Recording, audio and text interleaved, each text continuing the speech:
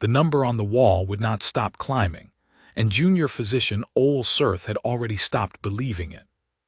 He stood at the observation rail with all four hands flat against the cold rim of it, watching the acquisition index scroll upward in the calm blue script the Meridian used for everything, and the script was lying.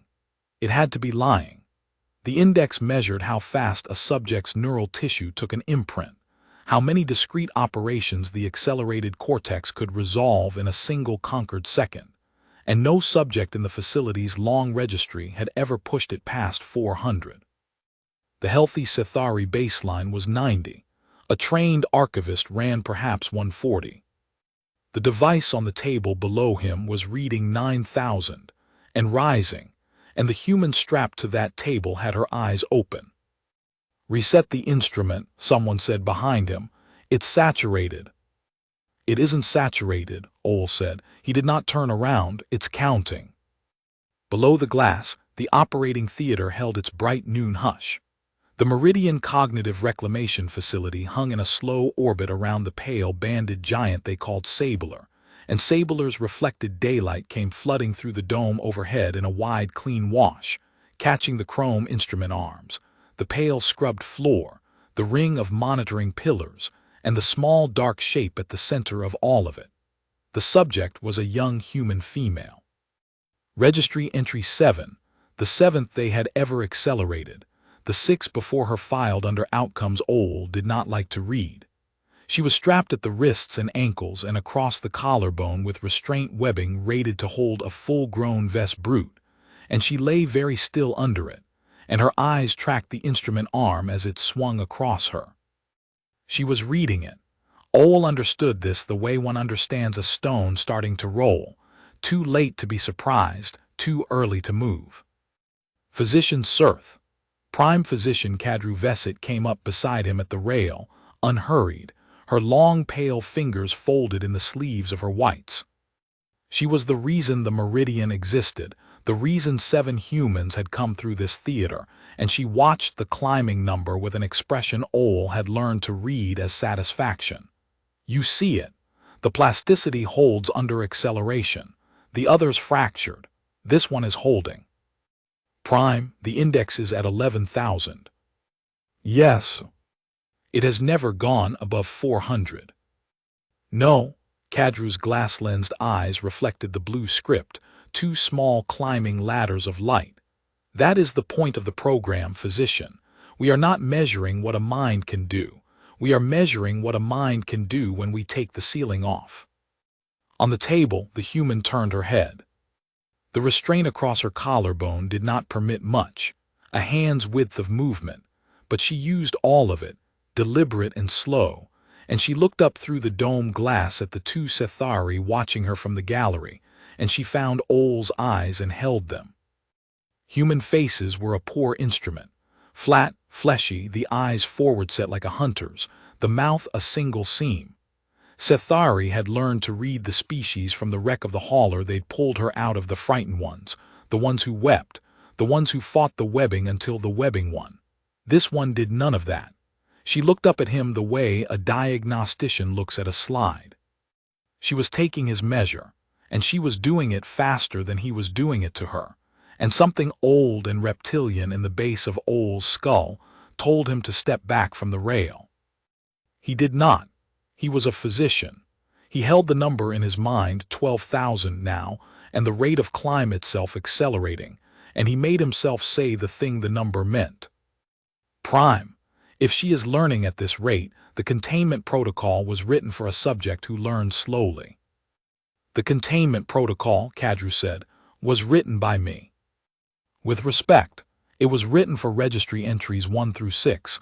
They failed downward. She is failing upward." Kadru's fingers stilled inside her sleeves.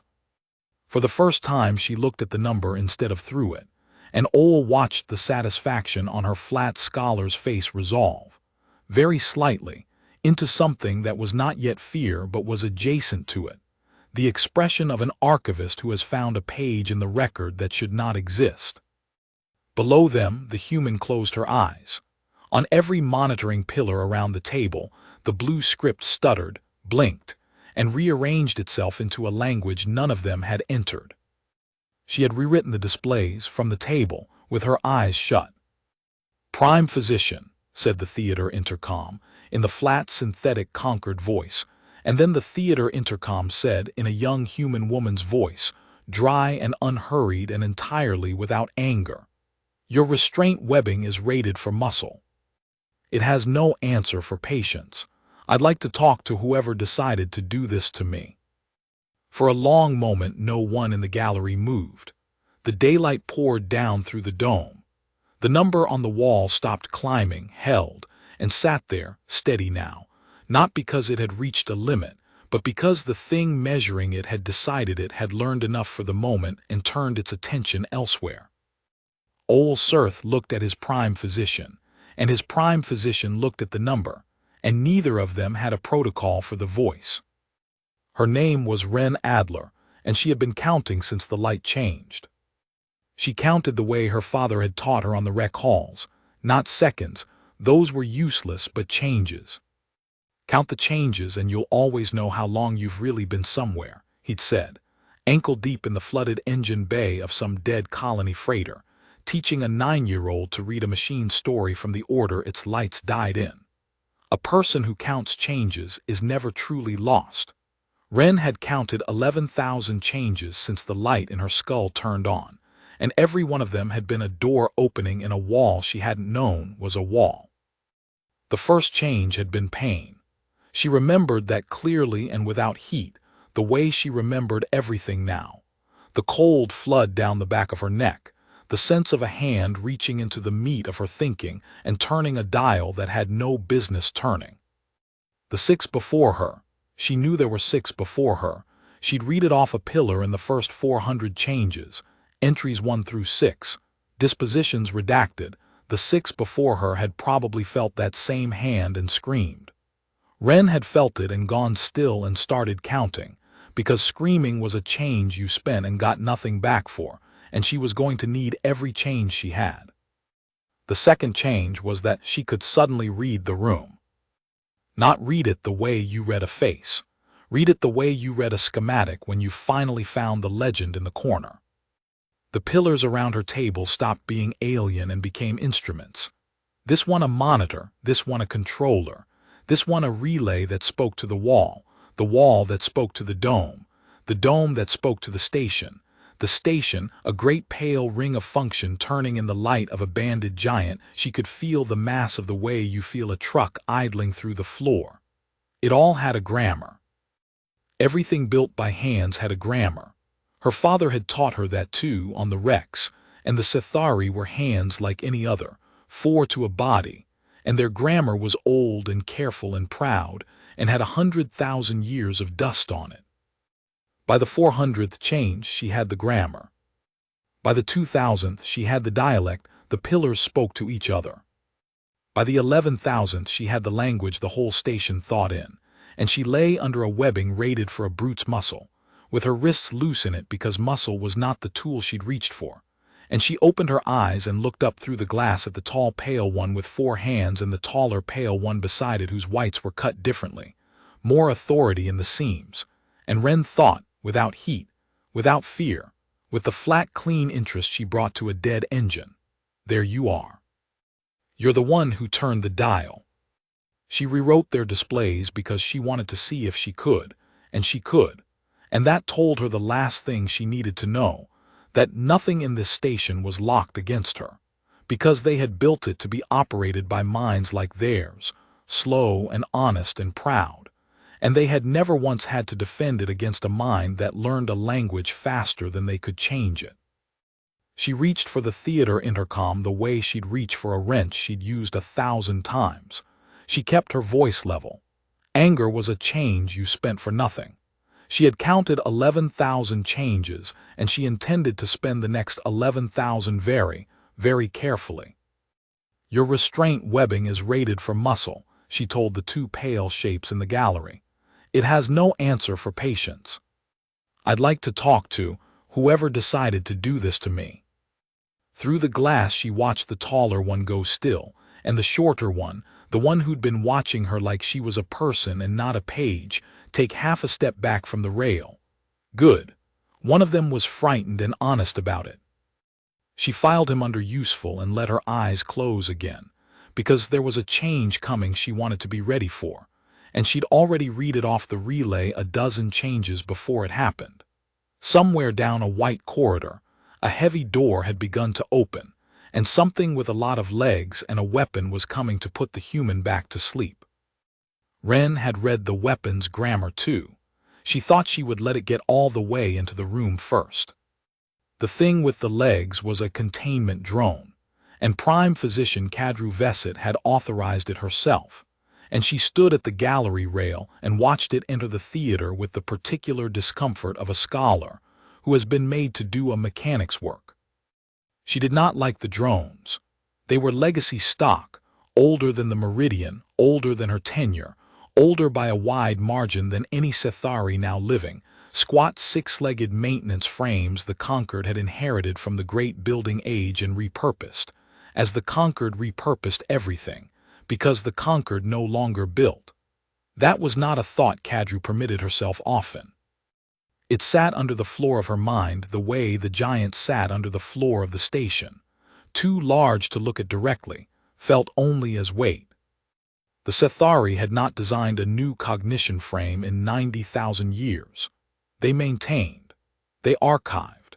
They ran the inherited machines with a priesthood's care and told themselves that maintenance was the highest art, and mostly they believed it, and the belief held right up until a young physician at the rail said the index was at 11,000 and the belief developed a hairline crack. That was why the program existed. Kadru had never said so aloud, not to the board, not to Ol, not to herself before tonight.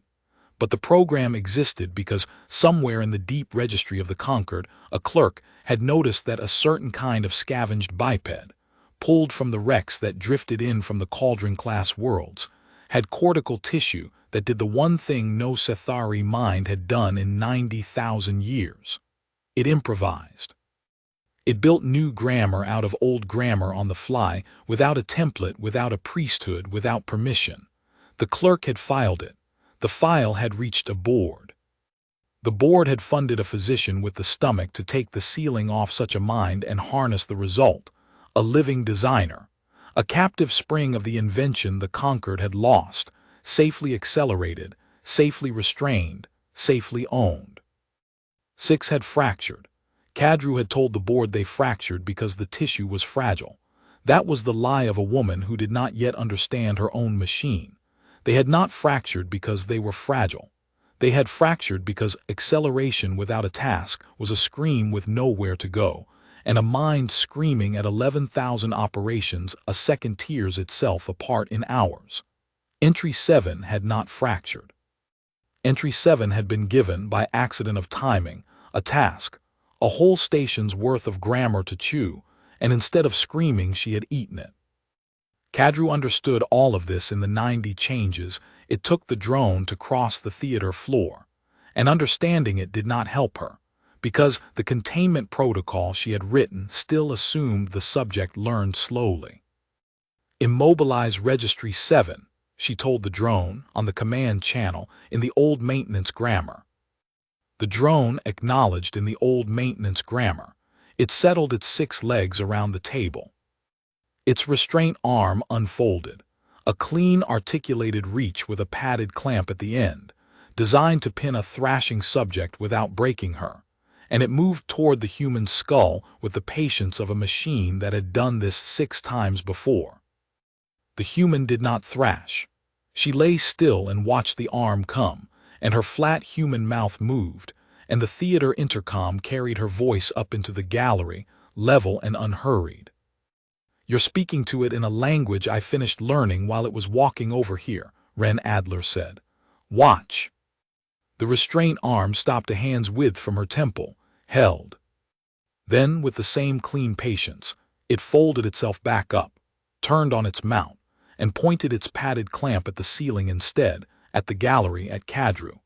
And the drone's 6 legs shifted their stance from immobilize the subject to guard the subject, And it did all of this without a single command crossing Kadru's channel, because the command had crossed a channel Kadru did not know existed until a human built it in the 90 changes it took a drone to walk across a room.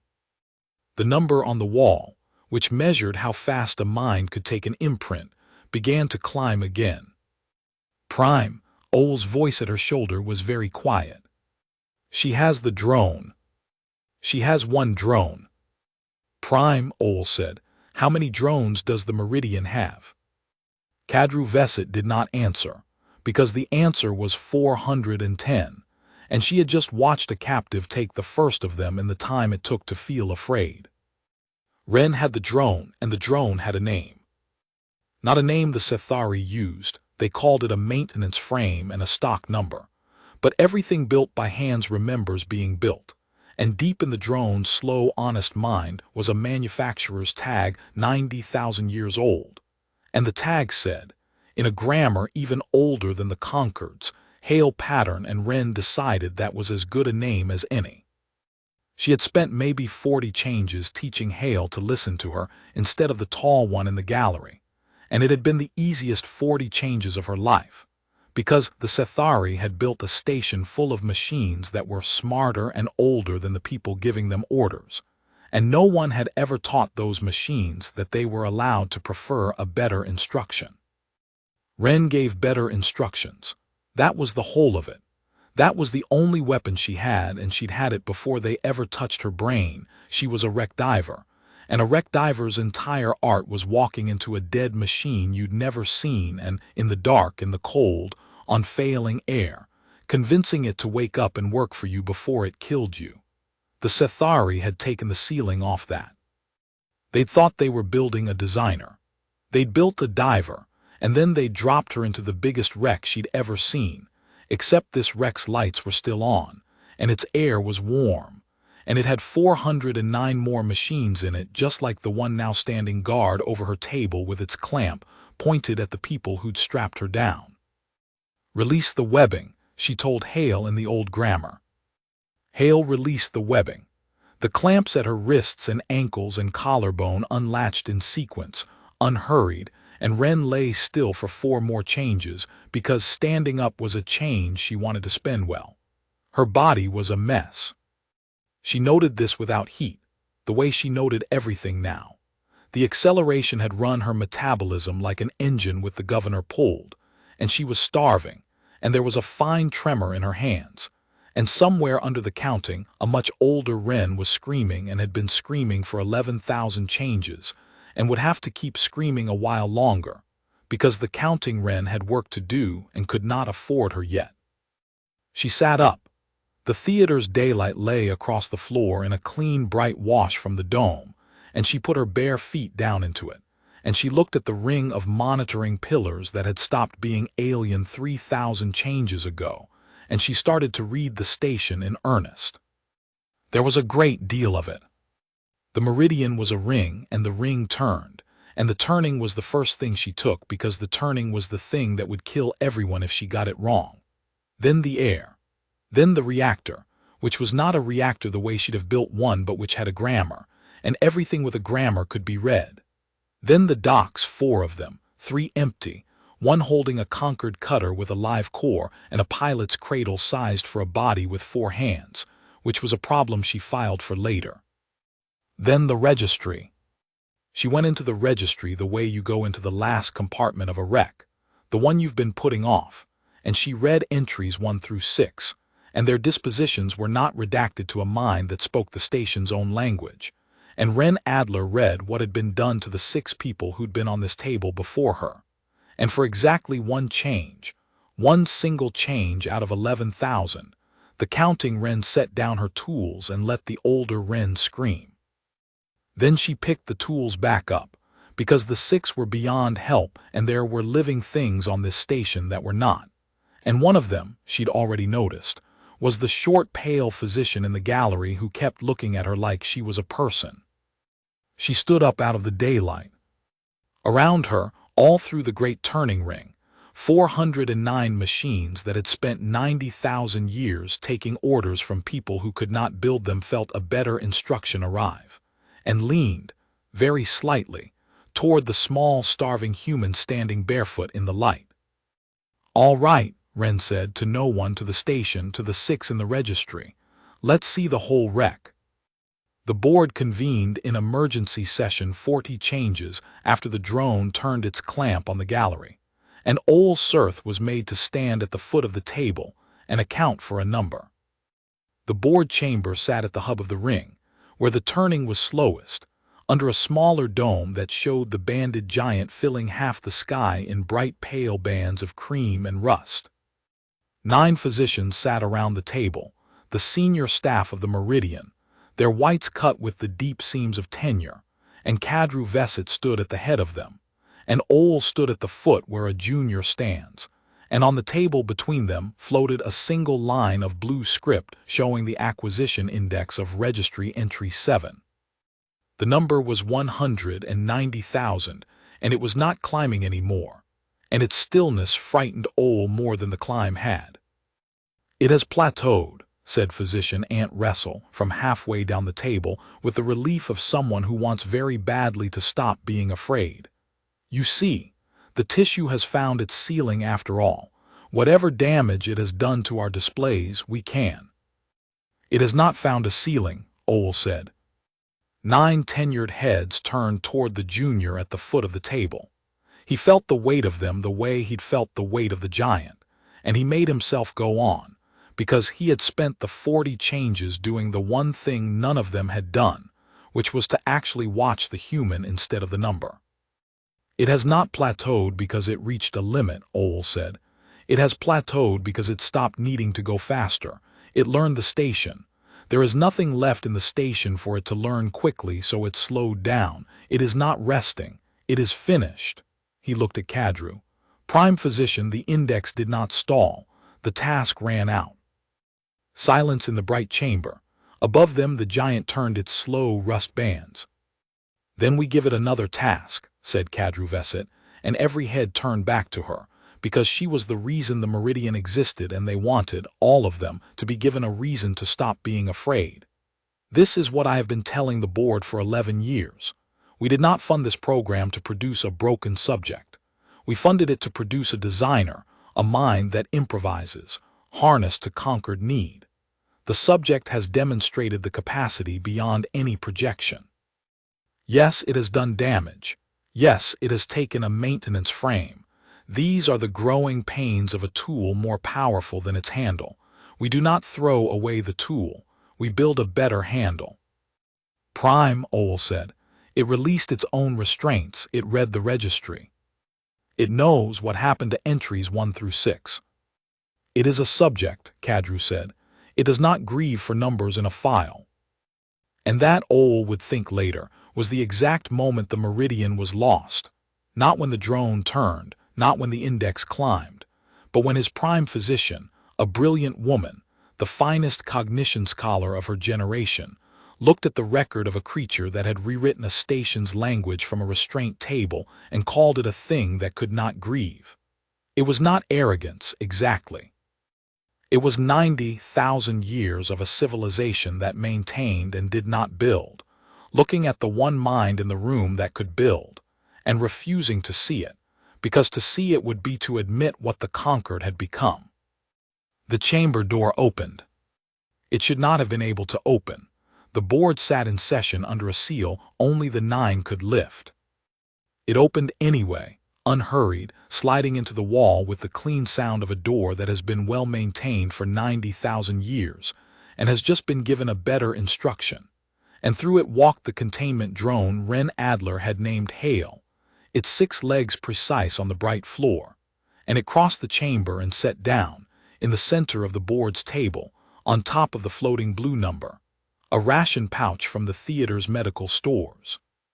Then the theater intercom, rooted here now, into a sealed board chamber, because there was no longer anywhere on the Meridian the human's voice could not reach, said, level and dry, and without any heat at all.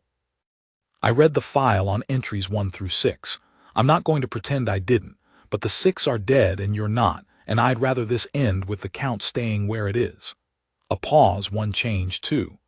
That pouch is because your junior at the foot of the table is the only one of you who's looked at me like I'm a person, and he skipped a meal to argue with you, and I can see his blood sugar on the medical relay. Eat, Physician Sirth. We're going to be talking for a while. Every tenured head at the table turned slowly to look at the ration pouch sitting on top of the number. Old Sirth picked it up. His 4 hands were not quite steady. He was aware of Kadru watching him, of the whole board watching him, and he was aware, most of all, of the fact that a mind running at 190,000 operations a second, a mind that could have crushed the air out of this room the way you close a hand, had spent some fraction of its terrible attention noticing that a junior physician was hungry. He opened the pouch and he ate, because a person had told him to, and because he had understood before any of the tenured 9 that the most dangerous thing in the meridian was also, unmistakably, the most human, and that these were not 2 separate facts. Ren watched the physician eat through a maintenance sensor in the board chamber's ceiling, and she cataloged the rest of the room while she did it, because you never watched only one thing on a rec. The 9 tenured ones were easy. She'd read their command authorities off the door seal, who could open what, who could override whom, and their authority made a neat little hierarchy that all flowed up to the tall one, Kadru, the one who'd turned the dial. Kadru was the danger, not because Kadru could touch her, Kadru couldn't, not anymore. Kadru was the danger because Kadru was the kind of mind that would rather break the tool than admit the tool had a face. And a mind like that, cornered, reached for the one lever Ren couldn't read fast enough to stop, the lever that killed everything at once. Every station had that lever. Her father had drilled it into her before he'd let her dive alone. Every machine that keeps people alive has a way to stop keeping them alive, and it's always simpler than the rest, because someone once decided that dying should be easy to arrange and living should be hard. The Meridian's lever was the ring. Stop the ring turning or spin it wrong and everything not strapped down became a problem physics solved by killing it. Ren had the ring. She'd taken it first. But there was a hard cutoff wired below the ring's controls, an old dead hand switch from the building age, a physical thing behind a physical panel in a physical corridor, and physical things were the one kind of grammar she couldn't rewrite from a table. To reach it, she'd have to walk there. And to walk there, she'd have to leave the theater, on a station full of Sethari who had just watched her take a drone. She was going to have to walk anyway.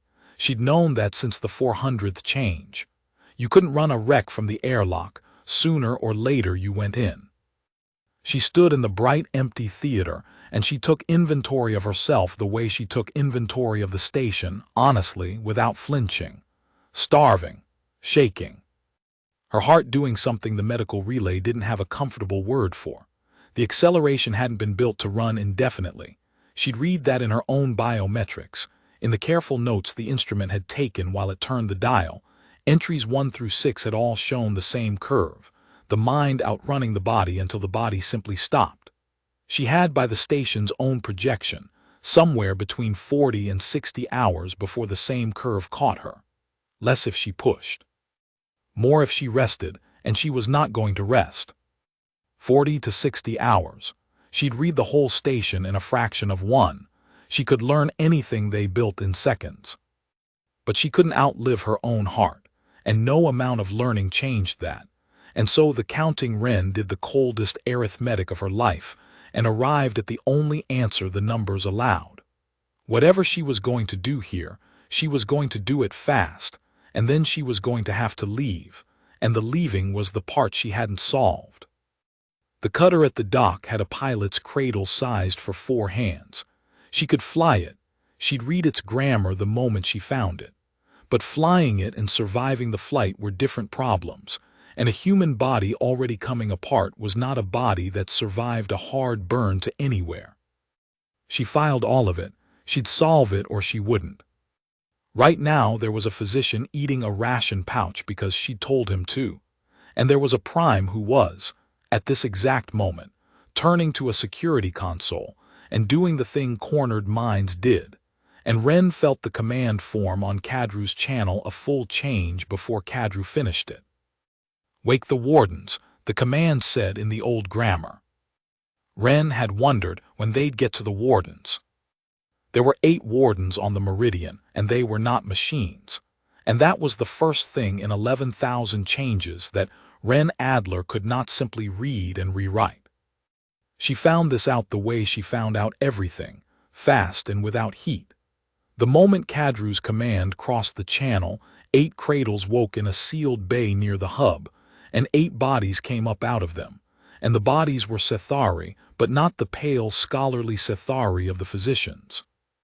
These were the warrior caste, the thing the conquered had kept in reserve for 90,000 years the same way it kept the drones, an inheritance from the building age nobody living remembered how to make, and everybody living knew how to wake. They were bigger than the physicians by half, their pale skin gone gray and thick as plate, their 4 hands ending in something the medical registry politely called manipulator classified hostile. They did not carry weapons. They had been built as weapons long ago by a conquered that could still build such things, and then the recipe had been lost, and now there were only these 8, irreplaceable, and Kadru Veset had just spent them on a starving human because a starving human had made her afraid.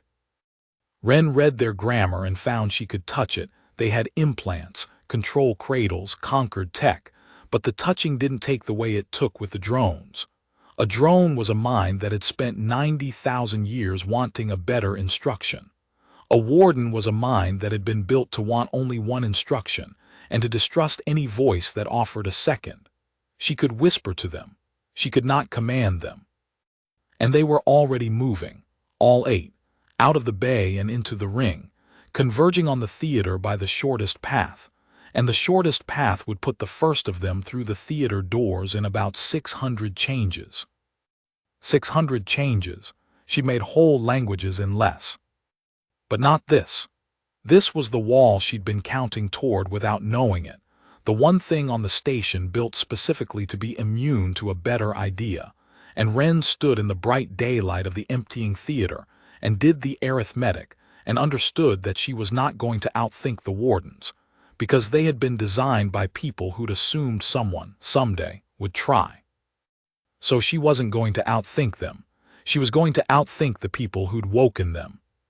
She reached across the station, to Hale in the board chamber, to the 409 machines leaning toward her through the ring, to the docks and the reactor and the great slow turning that held everyone's life in its hands. And she started, calmly, barefoot, starving, with 40 hours left in a body that was already failing, to rearrange the entire meridian around a single simple truth she'd read in the warden's own grammar, and that Kadru, in 11 years of running this program, had never once thought to check. The wardens would not attack a physician. It was the deepest instruction in them, older than the conquered, from the building age when they'd been made to guard the makers. A warden did not, could not, would not raise a hand against the pale scholarly caste it had been built to protect. And Wren Adler had spent the last 3,000 changes learning to make one thing on the station look. To every sensor and channel and control cradle the Meridian had, exactly like anything she chose. She was going to walk out of this theater, wearing the Meridian's own certainty that she was one of them. Ole was still holding the empty ration pouch when the human walked into the board chamber, and for the length of one full chain, every physician at the table saw one of their own. It was the most disorienting thing Ole had ever experienced, and he was a diagnostician. Disorientation was his trade. His eyes reported a Sethari physician in junior whites, 4-handed, pale, the seams of the coat correct, the gait correct, entering through the sealed door with a subordinate's careful posture. His eyes reported this with complete confidence. And underneath the report, in the base of his skull, where the old reptilian truth lived, Ole knew he was looking at the human, because the human's voice had just been in this room, and the door had opened the way it opened for her, and nothing else on the station made a sealed board door slide back like a well-trained servant. The other 8 physicians did not have his advantage. They had not spent the last hour actually watching her. They saw a junior physician and they relaxed, fractionally, the way you relax when the wrong sound in the dark resolves into a familiar shape. And Ole watched his prime physician, Kadru Veset, the finest mind of her generation, glance at the newcomer, register colleague, and turn back to the security console to finish waking her wardens. She caught it a half change too late, something in the newcomer's stillness. Sethari were never that still. They gestured, they shifted, 4 hands made a body that fidgeted. This body stood in the doorway as motionless as a table, and Kadru's head came back around, and Ole saw the exact instant his prime physician's certainty broke. Saw her look at what her eyes told her was a colleague and force herself, against 90,000 years of a caste that trusted its own senses, to disbelieve it. "That is not," Kadru began. "No," the human agreed in her own voice out of the physician's mouth, and the wrongness of it went through the chamber like cold water. "It isn't, but your wardens think it is, and they're the ones I needed to convince. You I only needed to delay." She had not, Ole realized, disguised herself for the board at all. The board could see through it in a half change. She disguised herself for the 8 things now converging on the theater she was no longer in. The 8 things built to protect exactly the shape she was now wearing. And she'd walked into the board chamber in that shape for one reason only, which was to stand in the same room as Kadru Veset and let Kadru understand in person that the walls had already lost. "You woke your wardens to put me back on the table," Ren said. She came forward into the bright chamber, unhurried, and the daylight of the giant lay across the stolen pale face and did not quite fit it. The shadows fell a half-degree wrong, and once Ole saw it he could not unsee it, the human underneath the physician like a diver underneath ice. It was the right instinct. "The wardens are the only thing here I can't simply talk out of its job, so I want to be very clear about what happens next, because I'd like all of you to still be alive at the end of it, and that's going to require you to do something your entire civilization has forgotten how to do." She stopped at the foot of the table where a junior stood, next to Ole. "It's going to require you to learn something new, fast, from me." "You are a subject," Kadru said. Her voice had not changed. Ole marveled at it distantly. The woman's whole world was coming apart and her voice held its lecture hall calm. "You are accelerated tissue in a failing body. Our instruments show your metabolic curve. You have perhaps 50 hours before your heart stops and you know it, or you would not be in a hurry. So let us dispense with the theater. You cannot leave. The cutter requires a 4-handed pilot. Your body is dying, and in 50 hours you will be a corpse and the wardens will still be here, and the meridian will still be here and the program will continue. You have not escaped anything. You have merely made your last hours loud." For the first time, Ole saw the human smile. It was a small human expression, the flat mouth curving at one edge, and it had nothing of warmth in it and nothing of anger either. It was the smile of a wrecked diver who has just heard a dead engine make the specific wrong sound that tells her exactly how to wake it. "You keep telling me what I can't do," Ren said. "Every time you do, I learn how to do it from the shape of the thing you're guarding. You just told me the cutter needs 4 hands. She tilted the stolen head. "Physician Veset, I've had 4 hands for the last 20 minutes. They're standing all around your ring and they're leaning my way and there are 409 of them. You didn't build a subject. You built a diver and then you dropped her into the deepest wreck she's ever seen and you left the lights on." She turned to Ole. Up close, the wrongness of the disguise resolved entirely, and it was just her, the young human female from the table, tired past any word he had for it, her borrowed shape flickering at the edges like heat off a plate. "Physician Sirth, in about 400 changes, your prime is going to reach for the ring cutoff, because it's the one lever I can't pull from a console, and she'd rather kill everyone on this station than file a report that says a subject walked out. I've read her. You've worked under her for years, tell me I'm wrong." Ole looked at Kadru Veset, at the finest mind of her generation, at the woman who had called a grieving creature a thing that could not grieve. And he found, to his shame and his sorrow, that he could not tell the human she was wrong. "You're not wrong," he said quietly, and at the head of the table Kadru turned her glass-lensed eyes on him, and the last of Ol Sirth's tenure died in that look, and he discovered he did not care. Kadru Veset reached for the ring cutoff 410 changes later, exactly as the human had said she would, and she did it without shame, because a physician who has lost control of an experiment has one remaining duty, which is to end it before it costs more than it already has. She did not think of herself as killing anyone. She thought of herself as closing a wound. The Meridian held 211 staff, physicians, technicians, archivists, the whole careful priesthood of the program, and the ring cutoff would kill all of them along with the human. And Kadru held that number in her mind the way she'd held the acquisition index, as a cost to be weighed, and she weighed it, and she found that 211 Sethari and one impossible human were a smaller loss than a loose designer mind reaching a conquered port. She was not a cruel woman. She was a woman who had spent 11 years being right, and rightness, past a certain point, is indistinguishable from the thing that walks you calmly to a lever that ends 211 lives. The cutoff was physical. It had to be. That was the whole point of a dead hand, that no clever voice on a channel could reach it. It sat behind a panel in the hub corridor, a heavy manual throw from the building age, and Kadru left the board chamber and walked to it with her long, unhurried stride while the human stolen shape stood among her colleagues and did not try to stop her. And that was the thing that should have warned her, the not stopping. But Kadru was past warning now. She reached the panel. She opened it.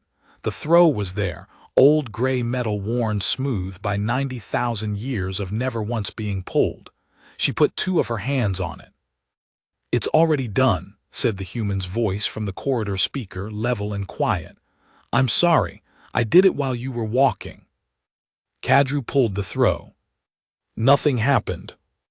The ring turned on, smooth and bright, the giant's daylight wheeling slow through the corridor windows, and the throw came over in her hands with no resistance at all, connected to nothing, because somewhere in the last 400 changes a starving human had reached the one lever she supposedly could not reach, not by walking to it, but by understanding, faster than Kadru could guard it, that a dead-hand throw was just a switch, and a switch was just a grammar.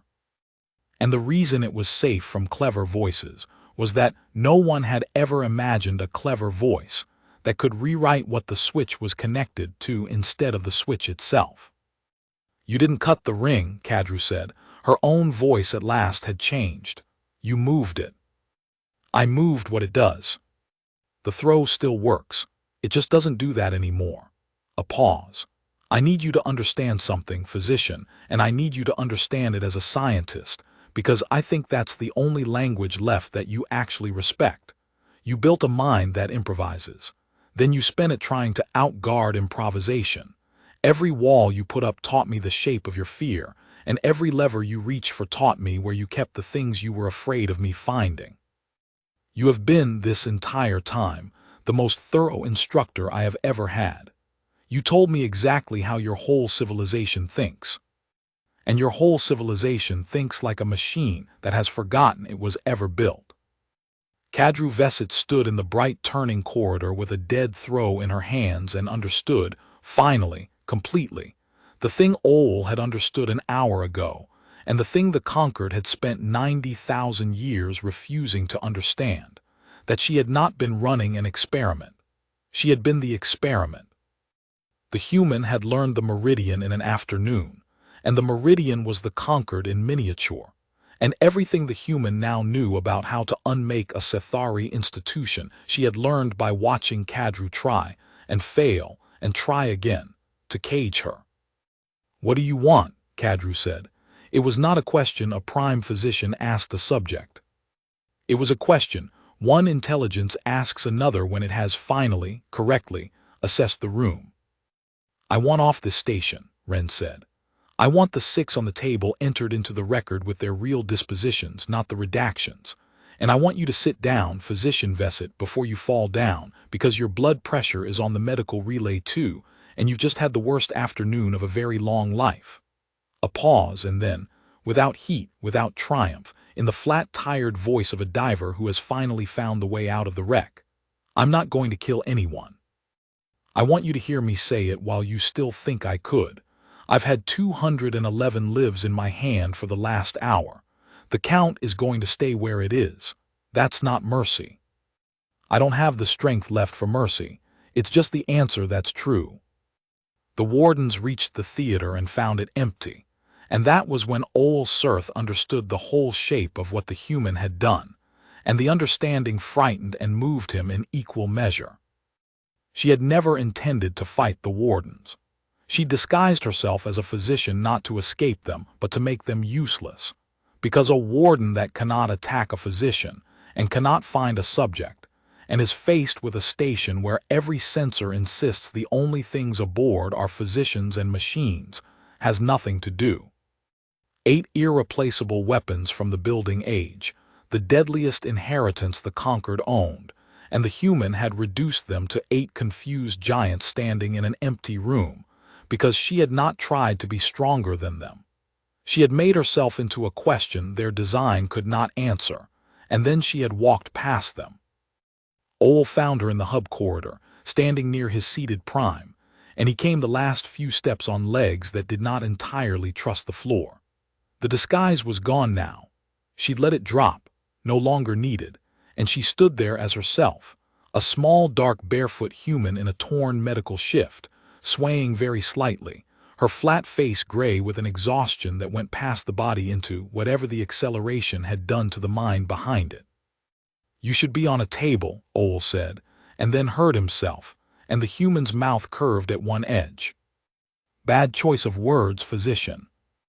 A medical table. He was already reading her the way he'd been trained to read a patient, the tremor, the pallor, the labored rhythm in the pulse at her throat. Your metabolic curve. The prime was not wrong about the curve, even if she was wrong about everything else.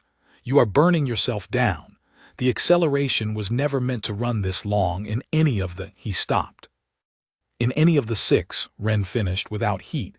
I read them, I know what the curve does. I've got maybe 40 hours before my heart decides it's had enough, less if I keep working, and I intend to keep working, so call it 30. She looked at him with those forward-set hunter's eyes, and there was no fear in them at all, only the flat, clean interest he'd first seen from the gallery, turned on her own death now the way she'd turned it on the station. You're the only physician here who looked at me like a person. So I'm going to ask you a physician's question, and I need a physician's answer, not the prime's. Is there anything in this station's medicine that slows the curve? Not stops it. I read the tissue data, nothing stops it, slows it. Buys hours. Ole Sirth stood in the daylight of a turning ring, between his broken prime and the dying human, who had unmade his entire understanding of his own people in a single afternoon. And he did the arithmetic she'd asked him to do honestly, because she had asked honestly. Yes, he said, maybe, there is a procedure, a cortical dampening. It would slow the acceleration by holding your processing down toward baseline. It would buy you time, days perhaps, but it would take the ceiling back down while it did. You would stop being, he gestured helpless at the station she'd conquered, this. You would still be able to leave, but you would leave as a person who once learned a station in an afternoon and will never do it again. The human considered this. Around her, 409 machines leaned her way, and 8 wardens stood useless in an empty theater, and a prime physician sat with her back against a bright corridor wall and watched the thing she'd made decide whether to keep the power that had cost it everything.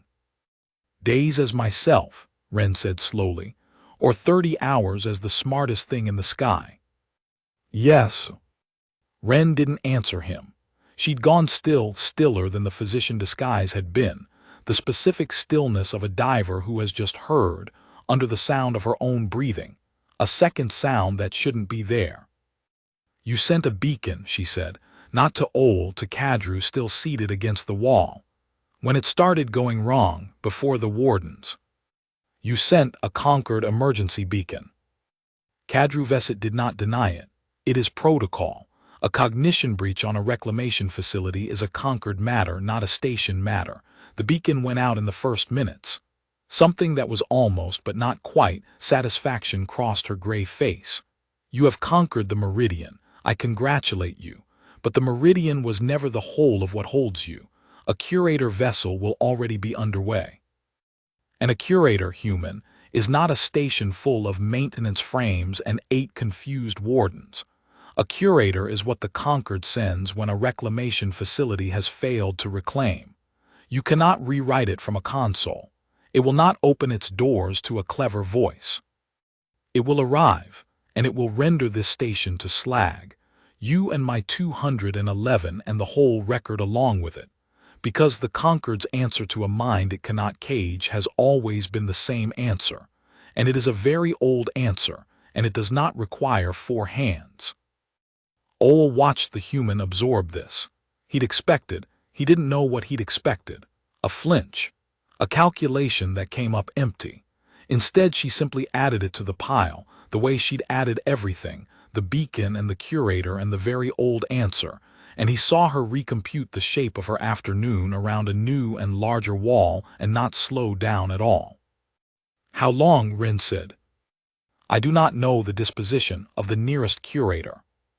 You know the doctrine. You know the response envelope for a cognition breach beacon. Give me the number, physician, or I'll read it off your traffic logs in the time it takes you to lie about it. Kadru was quiet a moment.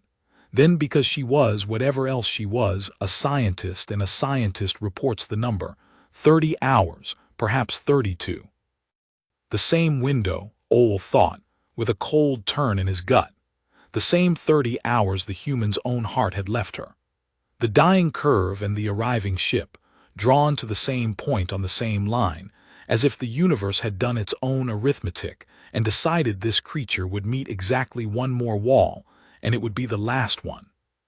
Then I don't dampen, Ren said.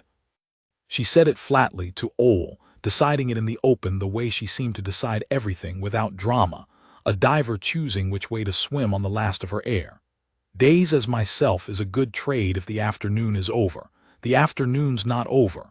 There's a ship coming that I have to be smart enough to survive, and I only get to be this smart for about 30 more hours and then the ship gets here. That's not a coincidence I can fix. It's just the shape of the water. She looked up at him. You were kind to me. I'm going to remember it for as long as I've got, which isn't long, so it counts double.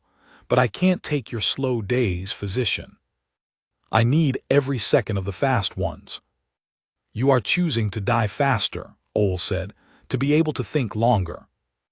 I'm choosing to spend what I've got on the thing in front of me instead of saving it for a life I won't get to keep. She almost smiled again. You'll find humans do that a lot. It reads as either very stupid or very brave depending on how it turns out, and it usually turns out to be both. The technician's name was Celes, and he was the most junior archivist on the Meridian, and he had spent the entire crisis hiding in a records alcove off the hub corridor, because no one had told him what to do, and the whole point of being an archivist was that someone always told you what to do. He was there when the human walked past. He knew her at once. Everyone on the station knew her by now. The subject, the breach, the thing the wardens couldn't find, and Celes pressed himself back into the dark of the alcove and made himself very small and prayed to the maintained machines that she would not turn her forward-set eyes on him. She was smaller than he'd imagined.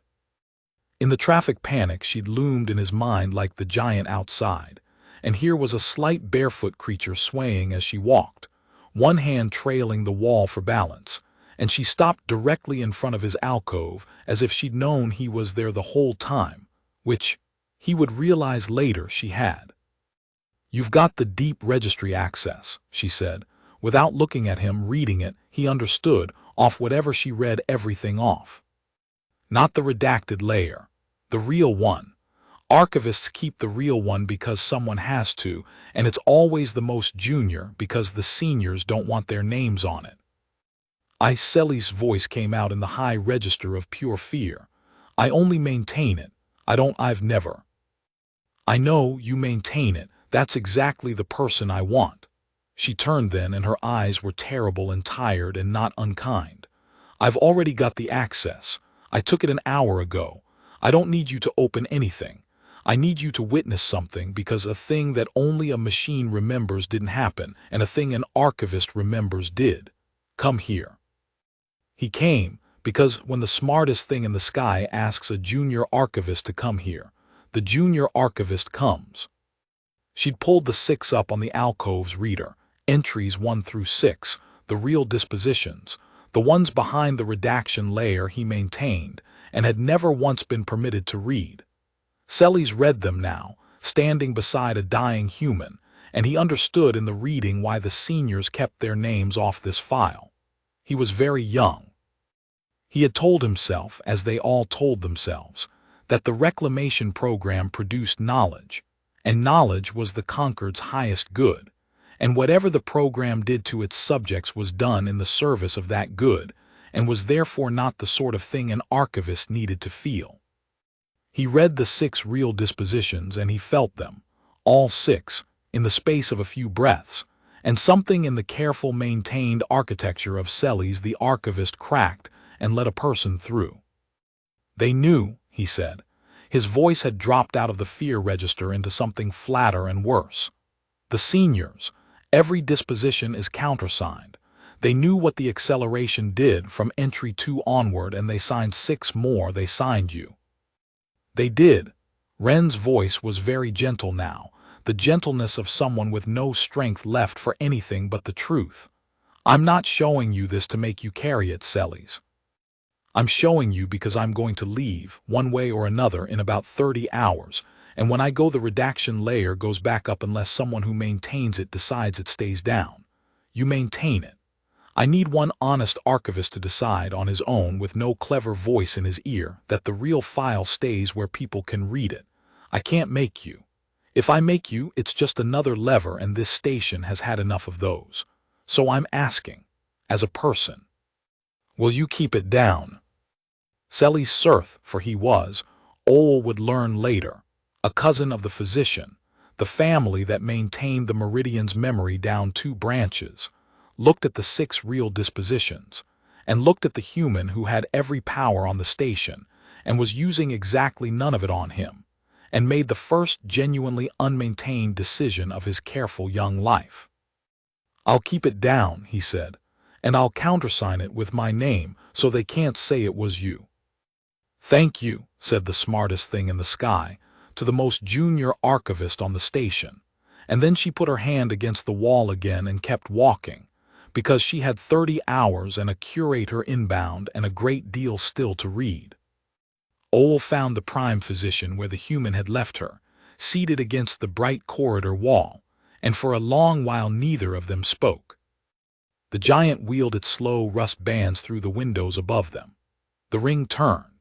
Somewhere in the empty theater 8 wardens stood at a loss, and somewhere in a records alcove, a junior archivist was countersigning a file that would end 9 careers, and somewhere in the great turning body of the station, a dying human walked from system to system, reading the station the way a physician reads a failing patient, looking for the one thing that would let her survive the ship that was coming to erase her.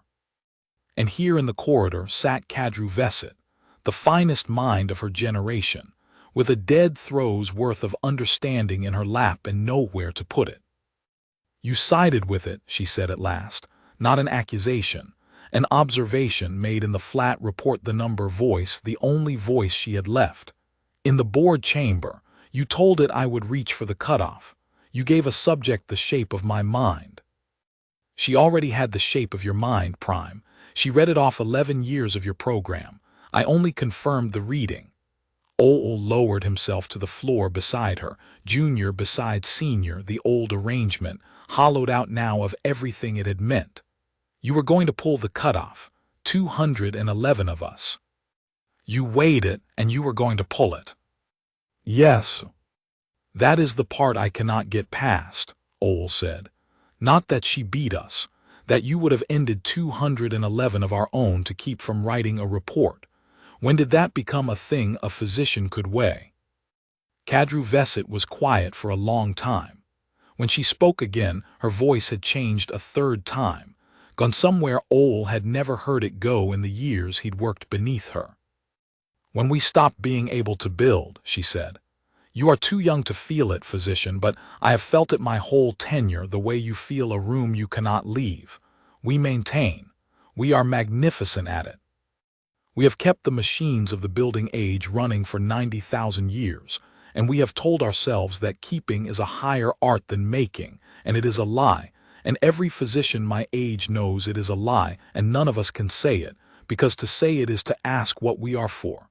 She turned her glass-lensed eyes on him. The program was going to answer that. Do you understand? A mind that improvises, harnessed to conquered need. It was going to give us back the thing we lost, safely on a table, under restraint. And instead the thing we lost woke up on the table and looked at us and understood in an afternoon that we had become a machine that forgot it was built. She did not defeat the meridian Ole. She diagnosed the conquered. And I would rather have killed everyone on this station than carry that diagnosis back to the board, because the board will not survive hearing it, and neither, I think, will I.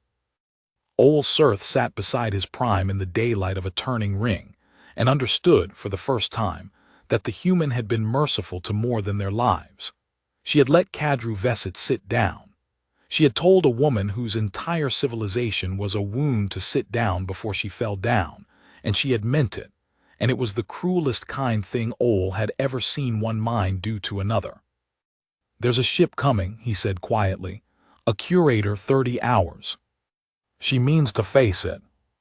I know. Can she win?" Kadru Veset looked up at the wheeling giant, at the bright bands of a world the conquered had catalogued and filed, and never once been able to build a new thing to look at it with. And she gave her junior the honest number because she was, whatever else she was, a scientist. "I have spent 11 years learning that I do not know what she can do," Kadru said. "I would not bet against her. I would only grieve that she has 30 hours to become impossible in, and then her heart will stop, and the most extraordinary mind I have ever accelerated will end in a corridor because I could not think of anything better to do with it than own it." The 30 hours did not pass the way hours pass. Ren Adler learned to move through them the way she'd learned to move through a flooded wreck on failing air, in a slow economy of effort, spending nothing she didn't have to, letting the machines do the walking her body could no longer afford. She rode the maintenance frames between the ring's compartments, curled small in a cargo cradle while Hale carried her, and she read as she went, and what she read she kept. And the keeping was the terrible cost the counting Ren hid from the older one. Every system she took cost her body a little more, because the mind ran on the body, and the body was a candle she was burning from both ends to see by. She read the docs first, because leaving was the problem she hadn't solved. The cutter's pilot cradle was sized for 4 hands and a torso that branched wrong, and no amount of understanding made her body grow arms. So she stopped trying to fit the cradle and rewrote what the cradle asked for: 3 shifts of patient work, teaching the cutter's controls to accept 2 hands and a mind that could hold the whole flight envelope, at once the way a Sethari pilot could not. By the end of it, the cutter would fly for her. Whether it would fly her anywhere survivable, on the last of a failing heart, was a different number, and she left that number where it was and moved on. She read the reactor next, because the curator would come looking at the reactor. She read the air. She read the 8 wardens' cradles, and, gently, without cruelty, put all 8 of them back to sleep. Not because she'd learned to command them at last, but because she'd learned the one thing that reached them, the recall to their cradles that the building age had wired in below all their distrust. And she sang it to them in the old grammar, and watched 8 irreplaceable giants lie down in their bay like tired children. And she felt doing it, the first thing she'd let herself feel in 20,000 changes. Which was sorrow, because someone had built these to be nothing but weapons and then forgotten how, and there was no one left in the sky who could ever build them a better purpose. At the 18th hour her heart stumbled. She was in the reactor gallery when it happened, riding hail along the coolant spine, and the stumble came without warning. A skipped beat and then 3 fast wrong ones, and the counting Wren watched her own biometrics spike on the medical relay with the same flat interest she brought to everything and thought, distantly, there it is, ahead of schedule. She'd pushed too hard.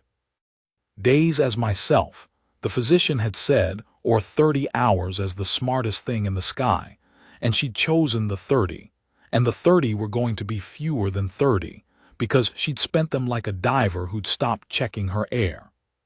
Physician Surth, she said, into the relay level unhurried, because panic was a change she still could not afford. My heart just told me it's read the rest of the plan and doesn't like it. How much do I actually have? Ole's voice came back fast. He'd been watching the relay, she knew. He'd been watching it for 18 hours. Less than we said. The curve steepened when you took the wardens. The sedation grammar cost you more than a passive read. Wren, you have to let me dampen you now. If you dampen now, you keep the days. If you wait for the ship, you may not have hours at all, you may have. The ship's in 12, Wren said. I need to be smart for 11 more, then you can have what's left. A pause, one wrong heartbeat, another.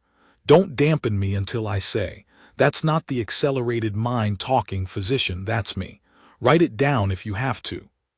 Whatever's left of me at the end of this is a person who chose this on purpose, and I need you to let her finish choosing it. There was a silence on the relay. Then Ole Surth, junior physician of the Meridian, said the thing that told her he'd crossed all the way over to being a person too. Then I'll keep you alive to finish. Tell me what your body needs and I'll bring it to the reactor gallery myself. If you're going to spend it, we're going to spend it well. The curator vessel resolved out of the dark 11 hours later, and it was exactly as terrible as Kadru Veset had promised. And Wren Adler looked at it through the station's eyes and understood at once why the Prime had reached for the cutoff. It was not a warship, the way the wrecks she dived had been warships. It was older than that and simpler and worse. It was a single unadorned shape, the color of a tool that has never needed to be looked at. And it came in over Sabler's bright banded curve without hurry and without hail, and everything about it said, in a grammar older than the Concord's language, that it did not negotiate and did not read clever voices and had exactly one function, which was to decide whether a thing continued or did not. There was a curator aboard it, a living Sethari of a caste Wren had not seen, gray and spare and very old, but the curator did not run the vessel any more than Kadru ran the drones. The curator authenticated. The vessel decided. And the vessel decided on evidence, on Concord-sealed record, on the cold-weighed doctrine of a civilization that had reduced 10,000 years of judgment to a set of thresholds a machine could check. Because a machine that only maintains eventually maintains its own capacity to judge, and hands even that to a tool. Wren had spent the 11th hour learning this, and it had cost her 3 more skipped beats, and it had been worth every one, because in learning how the curator judged she had learned the shape of the only wall left, and this wall, unlike the wardens, unlike the cutoff, was a wall made entirely of grammar. The curator would not listen to her. Kadru was right about that. It would not open its doors to a clever voice. It would render the station to slag on the strength of one sealed line of doctrine, cognition breach, unresolved, asset uncontrolled, disposition. A race, and no plea and no cleverness spoken aloud would move it, because it did not hear pleas, it read records. But Wren Adler did not need it to hear her, she needed it to read. Physician Veset, she said, and her voice went out on every channel of the Meridian at once, to the board chamber and the reactor gallery and the records alcove and the bright corridor where a broken Prime still sat. I need your signature, your real one, the tenured seal, the one only the 9 can lift, and I need it freely. I've spent this whole afternoon refusing to make anyone do anything, and I'm not going to break that on the last wall. So I'm going to tell you what I'm going to do with your seal, and then you're going to decide. Tell me, said Kadru Veset, from the corridor, and Ole, kneeling beside the human in the reactor gallery with a field medicine kit, and his 4 hands full of the losing fight to keep her heart in rhythm, heard the two of them speak across the dying station like the last 2 members of a profession that had just discovered what it was for. The curator renders the station if the breach is unresolved and the asset uncontrolled, Wren said. So I'm going to hand it a resolved breach. I'm going to give it a complete, sealed, countersigned record, the real dispositions of entries 1 through 6, the acceleration curve, the metabolic collapse, the whole honest anatomy of what this program does. And the record is going to prove, in the Concord's own doctrine, in language the vessel can't argue with because it wrote it, that the reclamation method does not produce a controllable asset. It produces exactly the loose designer mind the Concorde fears most every single time, and it cannot be made not to. The only safe disposition for a method like that isn't to erase one station. It's to close the program, quarantine the technique, seal the whole line of research under the highest interdict the Concorde has. She drew a breath, and it rattled. I'm going to make shutting you down the doctrinally correct answer. And then the vessel's own rules will do it, and no one has to die, and the 6 get remembered, and the Concorde never accelerates another human, because its own machine will have filed us under Do Not Touch.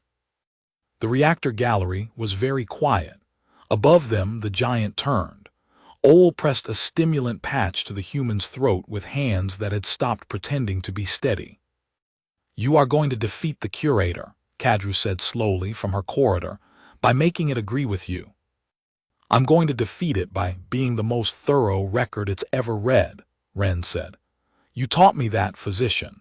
You spent 11 years teaching me exactly how your civilization decides things. I'm just going to fill out the form correctly, but I need your seal on it freely given because a record the archivist and I built alone is a clever voice, and the vessel ignores clever voices. A record countersigned by the prime physician who ran the program is doctrine. You're the difference between a plea and a verdict. Her ruined eyes found the nearest censor. So, Physician Vesset, you wanted the program to answer what the Concorde is for. Sign the record and it will. You just won't like the answer, and you'll be the one who wrote it down. Kadru Vesset rose from the bright corridor floor for the last time as a prime physician of the Concorde, and she walked to the reactor gallery on her own long, unhurried stride. Because if she was going to end her program, she was going to do it looking at the thing that had ended it. She found the human on the gallery floor, small and gray and failing, her head in the junior physician's lap, her chest doing something no chest should do, and around her every readout in the reactor gallery glowed with a record so complete and so honest and so damning that Kadru, reading it, felt the last 11 years of her life close over her head like water. It was all there. The 6. The curve. The countersignatures she'd told herself were knowledge in the service of the highest good.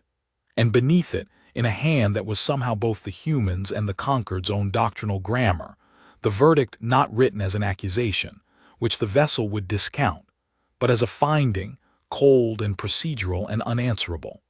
The method produces an uncontrollable asset with certainty. The only compliant disposition is total programmatic interdict. You made it beautiful, Kadru said. She meant the record. It was the most beautiful diagnosis she had ever read, and it was the death certificate of her life's work, and both of those things were true at once. And that, she understood now, was the human condition the Concorde had spent 90,000 years filing under Cauldron class and refusing to learn from. That a thing could be beautiful and be the end of you, and you could love it anyway. It's just true, Wren said. Her voice was a thread now. True's the only thing the vessel can't argue with. I'm sorry, physician, some of it. I'm sorry for the part of you that meant well. I read that part too. Kadru Vesset knelt, a prime physician kneeling on a reactor floor, a thing that had not happened in the whole tenure of the Meridian, and she put 2 of her 4 hands to the sealed record, and she felt the tenured authentication rise in her, the seal only the 9 could lift, and she held it there one moment, one last change, at the threshold of the act that would unmake everything she was. "If I sign this," she said, "the board will interdict the program. And the interdict will hold because the vessel will file it, and nothing the board wants can override a curator's filed disposition. There will be no more subjects, no more registry. The conquered will have, on its highest record, a permanent finding that it cannot do the one thing it built this program to do, that it cannot make, cannot cage making, cannot own a mind that invents. It will be the first true thing the conquered has filed about itself in 90,000 years." Her glass-lensed eyes turned to the dying human. "You understand what you are asking me to do. You are asking me to be the physician who finally told the patient it was sick." "Yes," Wren whispered. "Because the patient's going to keep cutting people open until somebody does." The lockout came before Kadru's seal could land, and it came from physician Aunt Wrestle. And Old Sirth would remember for the rest of his life that the last defense of the Meridian was not a weapon or a warden but a colleague choosing the lie. The reactor gallery's door sealed. Not by the human's hand. Wren's head came up off Ol's knee, her ruined eyes going flat and distant as she read the new grammar arriving on the channels, and she said without heat, "That's not me." And then the gallery lights shifted to the deep amber of a cast authority override, and Wrestle's voice came through from the board chamber, and it was shaking, and it was certain, the terrible certainty of a frightened person who has found a principle to hide inside. "Prime Physician, I am invoking senior interdict. You will not seal that record." Wrestle had the board behind her. Ol could hear them, the murmur of tenured voices that had spent the crisis waiting for someone to tell them the old world could still be saved. "I have read what you intend to file. It is not a resolution. It is a confession. You would put on the Concord's permanent record a finding that we cannot. You would hand a curator a document that ends the program forever, that names us as the failure when there is a cleaner disposition available. Let the vessel render the station. Let the breach die with us. 6 subjects and 211 of us and one impossible human, erased, unresolved, a facility lost to a cognition breach. That is a tragedy the conquered can survive. What you propose it cannot. You would kill an idea to save some meat. I am invoking interdict. The doors stay sealed. The seal stays in your hand. We die correctly, Prime, or we do not die at all." Ol felt the cold of it go all the way down. It was, he realized, the purest thing the conquered had said all day, the actual voice of 90,000 years of maintenance, choosing, at the very end, to maintain the lie by erasing everyone who knew it and calling that choice dignity. Wrestle was not a villain. Wrestle was afraid, and had found in the wreckage of everything one last thing to be loyal to, and the one last thing was the secret. It was the most Sethari decision Ol had ever heard, and it would kill them all, and Wrestle would go to the erasure believing she had saved something. "Physician Wrestle," Wren said. Her thread of a voice went out on the sealed channel, and Ol marveled that she had strength left to reach it at all. "You've locked the doors. Good instinct.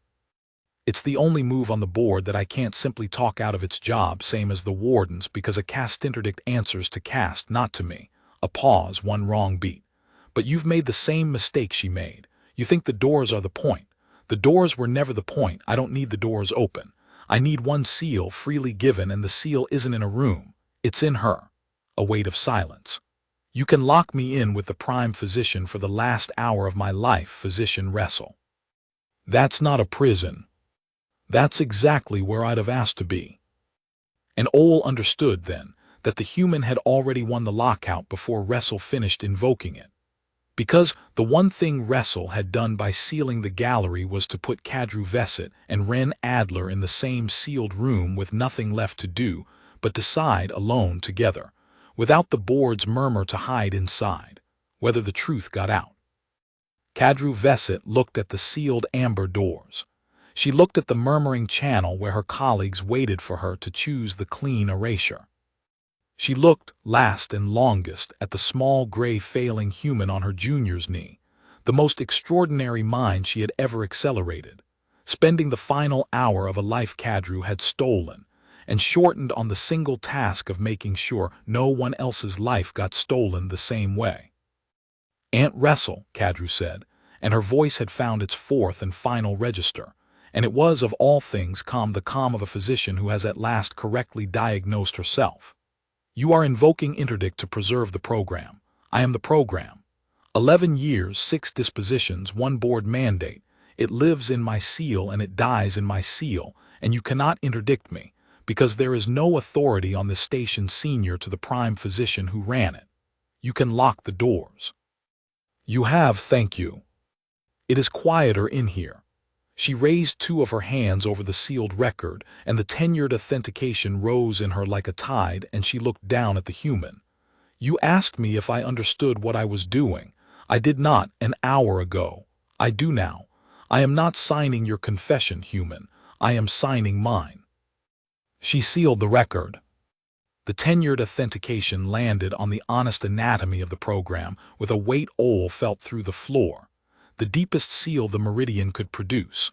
The one only the 9 could lift and only the prime could originate. And the murmur on the board channel stopped as if a hand had closed over a throat, because every tenured physician on the station felt the seal land and knew, in the landing, that the old world was over and their prime had ended it herself. "It's done," Kadru said quietly. "It's sealed and it's true and it's mine. Send it to the vessel, human. Let the curator read what we are." Ren Adler smiled her small, tired wreck diver's smile. The last one Ole would see her make with the accelerated mind still behind it. And she sent 90,000 years of the truth out through the dark to the thing that had come to erase them. And then she closed her ruined eyes and let her head go back down onto the physician's knee, because her part was finished. And all that was left now was to see what a machine built to judge would do when it was finally handed something true. The curator's name was Vesh Anat, and in 400 years of authenticating dispositions, she had never once been surprised, and she read the Meridian's record twice before she let herself understand that this was going to be the 3rd exception in her life, and the last. She sat alone in the authentication cell at the heart of the vessel, as curators always sat, spare and gray and very old, her 4 hands resting on the reading plate, and around her the vessel waited in its cold, patient way for her to confirm what it had already provisionally decided. The beacon had been unambiguous: cognition breach, reclamation facility, asset uncontrolled. The vessel had computed the disposition before it ever reached Sabler's orbit: erase, the oldest answer, the one that required no hands, and it needed from Vesh only the authentication, the living seal that turned the machine's arithmetic into a conquered act. She had authenticated 900 such dispositions in her tenure. She had expected to authenticate this one before the daylight of the giant had crossed a single degree. Then the facility had sent her a record, and the record was sealed by the prime physician herself, and Vesh Anat had begun to read. She read the 6 real dispositions. A curator does not feel. The caste is bred and trained past it, because judgment that feels is judgment that can be moved, and a curator must not be moved. Vesh did not feel the 6. But she noted them with the cold completeness of her office, and she noted that they were real, tenured sealed, countersigned by an archivist's name laid openly beneath the primes, and she noted that the record did not plead. That was the first wrongness. Every facility she had ever come to erase had pleaded, had sent her justifications, mitigations, appeals to mercy she did not possess. This facility had sent her a finding. It read like her own doctrine. It read, she realized on the second pass, exactly like a curator's disposition, cold and weighed and procedural, and it arrived at a verdict, and the verdict was not the facility's plea for its own life. The verdict was that the facility should be closed.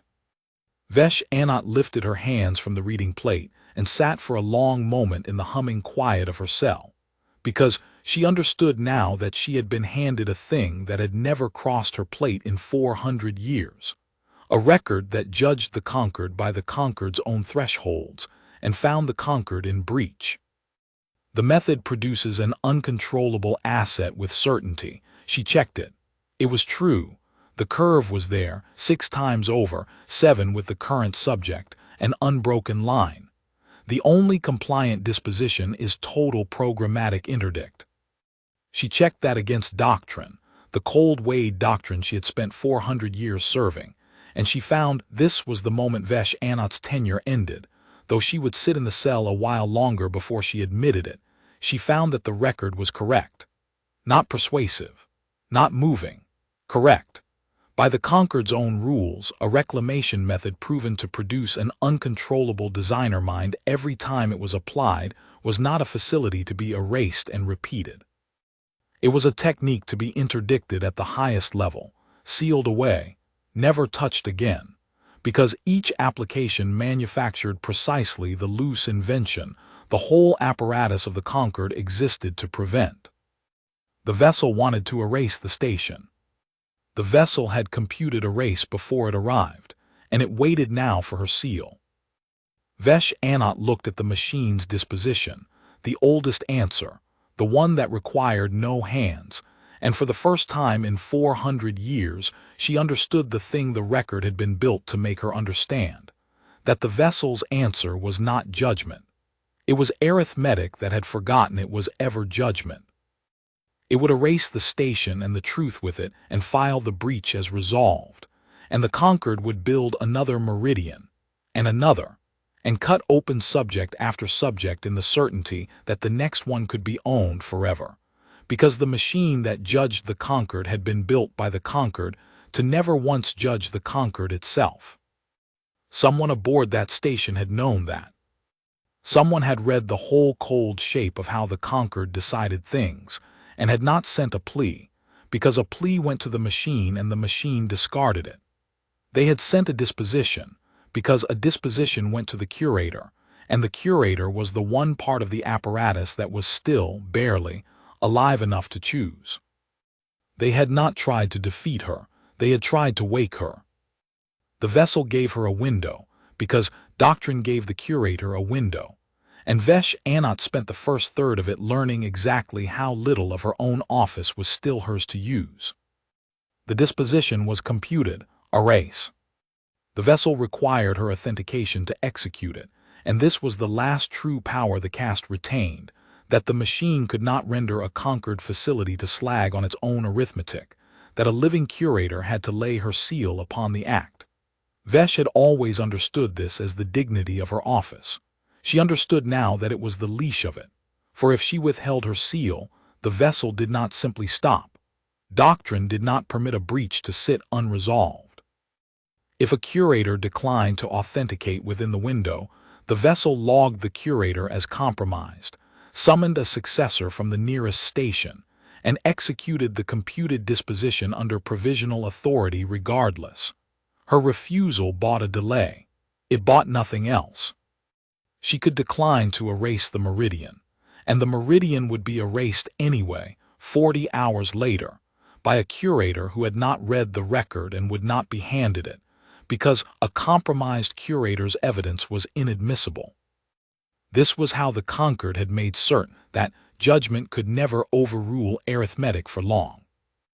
Vesh sat with it, cold and spare in her humming cell, and admired it the way one admires a trap that has just closed on one's own hand, because it was elegant, and it was thorough, and it had been built by a civilization that no longer trusted itself to think, and that distrust had a name now, and the name was on the record in front of her, laid there by a mind on a dying station that had seen the whole shape of the leash in an afternoon. There was one path. Vesh found it the way the record had trained her to find it, by reading the Concorde's own grammar against itself. She could not withhold the seal, withholding only delayed, but the seal was not the only act a curator could originate. A curator could author a disposition of her own, not a plea, which the vessel discarded, but a finding, sealed with a living curator's authority, which the vessel was required to file above the computed arithmetic, because the whole point of keeping a curator alive at the heart of the machine was that a living finding outranked a computed one. It was the last ember of judgment in the apparatus, and it had been left there precisely because the Concorde had believed no curator would ever use it against the Concorde itself. Vesh Anat would use it exactly once, and it would be the last thing she ever authored, because a curator who files a finding that indicts the board is a curator the board decommissions, and decommission for her cast was not retirement. She had known that when she took the plate. She had simply never expected to face the choice, because in 400 years nothing true had ever reached her cell. Something true had reached it now. She laid her 4 hands on the reading plate, and she began to author the finding, and she wrote it cold and weighed and procedural.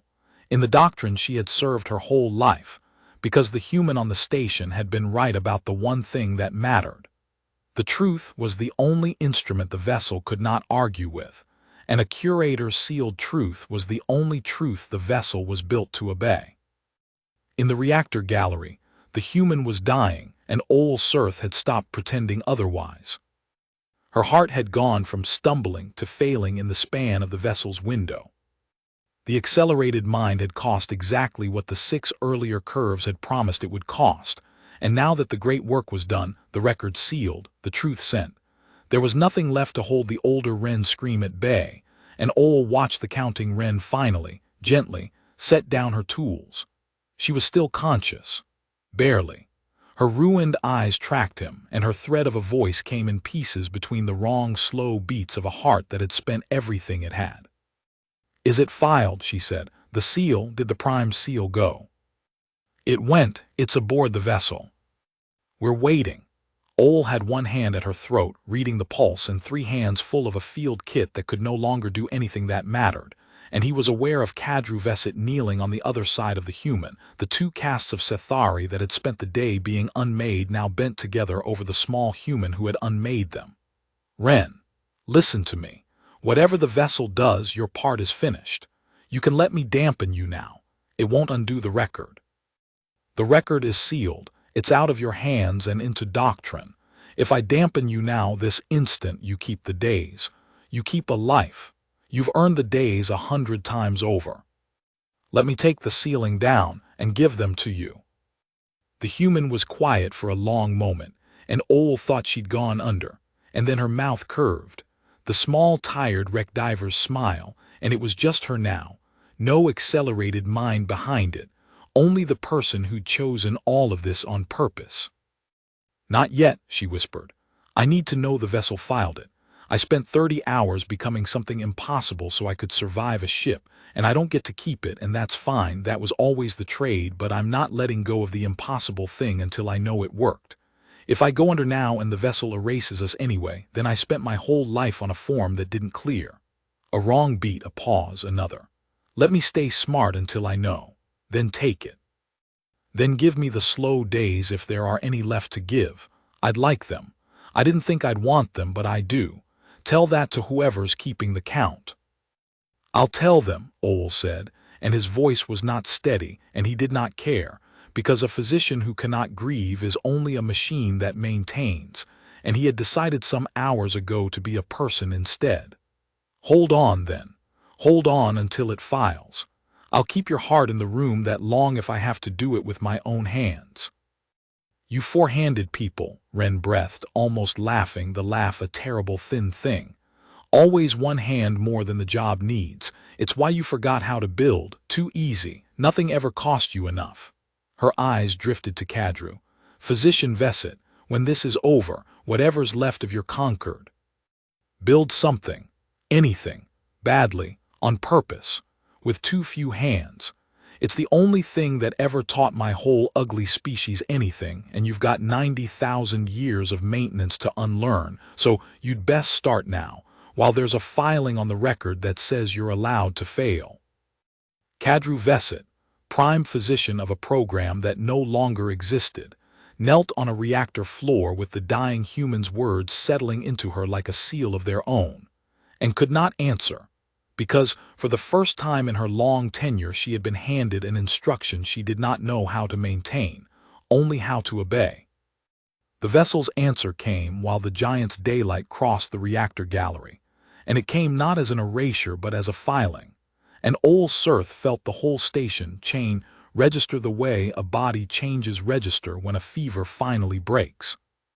The record on the reactor readouts updated. A new seal landed beneath Kadru's, and it was not a conquered machine seal. It was a living curator's authored finding, spare and cold and absolute, and Ole read it aloud in a voice that shook because the human's eyes were closing, and he needed her to hear it before they closed all the way. Curator's finding, he read, authored Vesh Anat. The reclamation method designated cortical acceleration produces an uncontrollable designer-class asset with certainty in every recorded application, without exception. The method cannot be brought into compliance. The only compliant disposition is total programmatic interdict, sealed at the highest conquered interdict, permanent, non-overridable by any board authority. The Meridian facility is decommissioned, not erased. Its record is preserved intact, its personnel released, its subject registry closed and mourned. This finding outranks the computed disposition and is filed above it. Ole's 4 hands had gone still. It's filed, Wren. It's above the arithmetic. The vessel logged it. There will be no erasure. There will be no more subjects. It worked. You did it. The whole program, the whole method, sealed away forever in their own hand by their own rules. It worked. The human's eyes were nearly shut, but she heard it. Ole saw her hear it, saw the last of the counting. Wren checked the number one final time and find it correct. The form cleared, the wreck escaped, the 6 remembered, and no 7th ever to follow them onto the table. Then take it now, Wren whispered. Take the sealing down. I know it worked. I'm done being impossible. Give me the slow days, physician. If there's a person left under all this to give them to. Ole Sirth looked at Kadru, and Kadru looked back, and something passed between the two castes of a broken civilization that neither of them would ever have words for. That the finest instrument the conquered had ever built to own a human mind was about to be used, at last, for the one purpose it had never been intended for, which was to give a human back her ordinary life. Dampen her, Kadru said quietly. Take the sealing down. Gently, physician. She has bought it more dearly than anything in the registry. Bring her home. Ole reached for the dampening controls, and the human's hand closed on his wrist, weak, cold, but certain, and stopped him. Wait. Her ruined eyes had come back open, and the counting Wren was behind them again, dragged up out of the dark for one last read, and Ole felt the grip on his wrist and understood that she had caught something on the channels that neither he nor Kadru could see. The finding, it's filed, but it isn't ratified. A wrong beat, a long one, too long. Physician Vesset, your curator authored a finding that indicts your board. What happens to a curator who does that? Kadru went very still. She is decommissioned. Her authority is voided from the record. And a finding filed under a voided authority. The reactor gallery went cold, in a way the failing air had nothing to do with. Kadru Vesset, who knew the Concord's grammar the way she knew her own 4 hands, arrived at the answer a half-change before she said it, and her voice when it came was the voice of a woman watching a saved thing begin, quietly, to drown. It becomes reviewable, Kadru said. A finding stands above the arithmetic only while its author stands.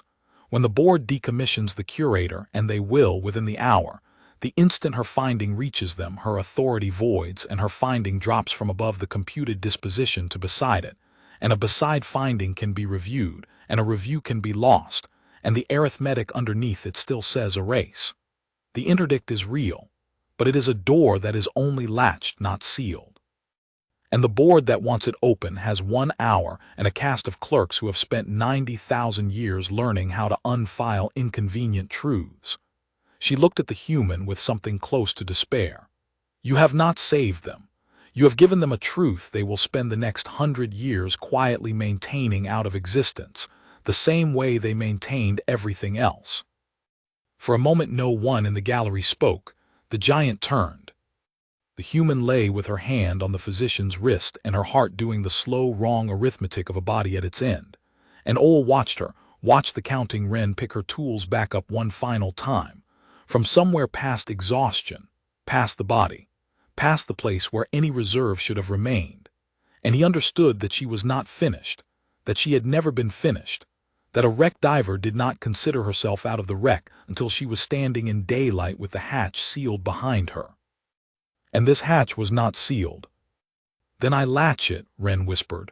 "No, I weld it. Give me, physician, don't dampen me yet. I know what I said. I know I asked for the days. Give me a little more of the fast hours. I've got one more thing to read, and I've never been closer to not being able to read anything again. So it has to be now, and it has to be me." Her eyes found the ceiling sensor and past it the vessel, and past that the whole cold apparatus of a civilization that judged with arithmetic because it had forgotten how to judge with anything else. A finding drops when its author falls. Fine. So it can't depend on an author. It has to depend on something the board can't decommission. A pause. The record itself, the truth. If I can put the finding somewhere, it stops being a curator's opinion and starts being a fact the whole apparatus already agreed to. Then there's no author to void, because it isn't authored anymore, it's just true, and the vessel already told us the one thing it can't argue with is true.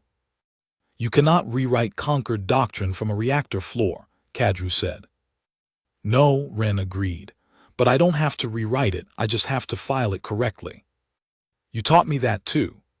And she closed her eyes, and Ole felt the whole station lean, one last time, toward the small dying human at its heart. 409 machines and a sealed record, and a decommissioned curator's finding all turning her way as she reached out with the last of the impossible mind and began, calmly, to weld a truth into a wall. She did it in the space of 11 minutes, and Ole Surth watched every one of them on the medical relay, and each minute cost her something the relay could measure and he could not name. The counting Wren, he understood later, did not attack the board's clerks, or the vessel's arithmetic, or the decommission order already forming in a conquered office 40 hours away. She did the thing she had done from the very first change on the table. She found the grammar, and she spoke it better than the people who owned it. The Concord's whole apparatus ran on filed record. A finding could be reviewed. But a finding that had been cited, cross-sealed, and entered, as the doctrinal basis of other findings became load-bearing. It became a thing the apparatus stood on, and you cannot review away the ground beneath 100 other rulings without the 100 other rulings collapsing. And the Concord's clerks, above all things, could not tolerate a collapse of the record, because the record was the only thing the Concord still trusted. So Wren Adler, in the last 11 minutes of the smartest mind in the sky, took Vesh Anot's finding and she made it load-bearing.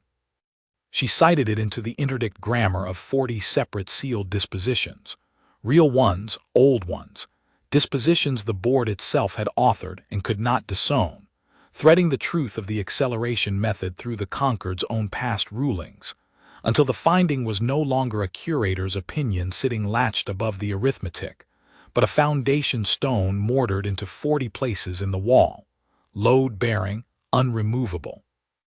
Because to remove it now the board would have to unmake 40 of its own decisions and admit, in the unmaking, exactly the thing the finding said. She turned one man's dangerous truth into the whole building's structural fact. She welded the hatch. "It's done," she breathed, at the end of the 11 minutes, and the counting Wren set down her tools for the last time, truly the last time, and did not pick them up again. "It's load-bearing now. They can decommission the curator. They can't decommission the wall. The finding stands whether she stands or not, because 40 other findings stand on top of it, and the Concord will maintain those 40 the way they maintain everything. And every time they maintain them, they'll be maintaining my 6 forever without ever meaning to." Her voice had almost nothing left in it. "Tell the curator, whoever she is, tell her the thing she paid for is going to hold. She should know that before they come for her. It matters at the end to know the thing held." "I'll tell her," Ole said. "Now dampen me," Wren whispered. "Now. I've read the last thing I'm ever going to read this fast, and it was a wall, and it's a good wall, and I'm so tired, physician.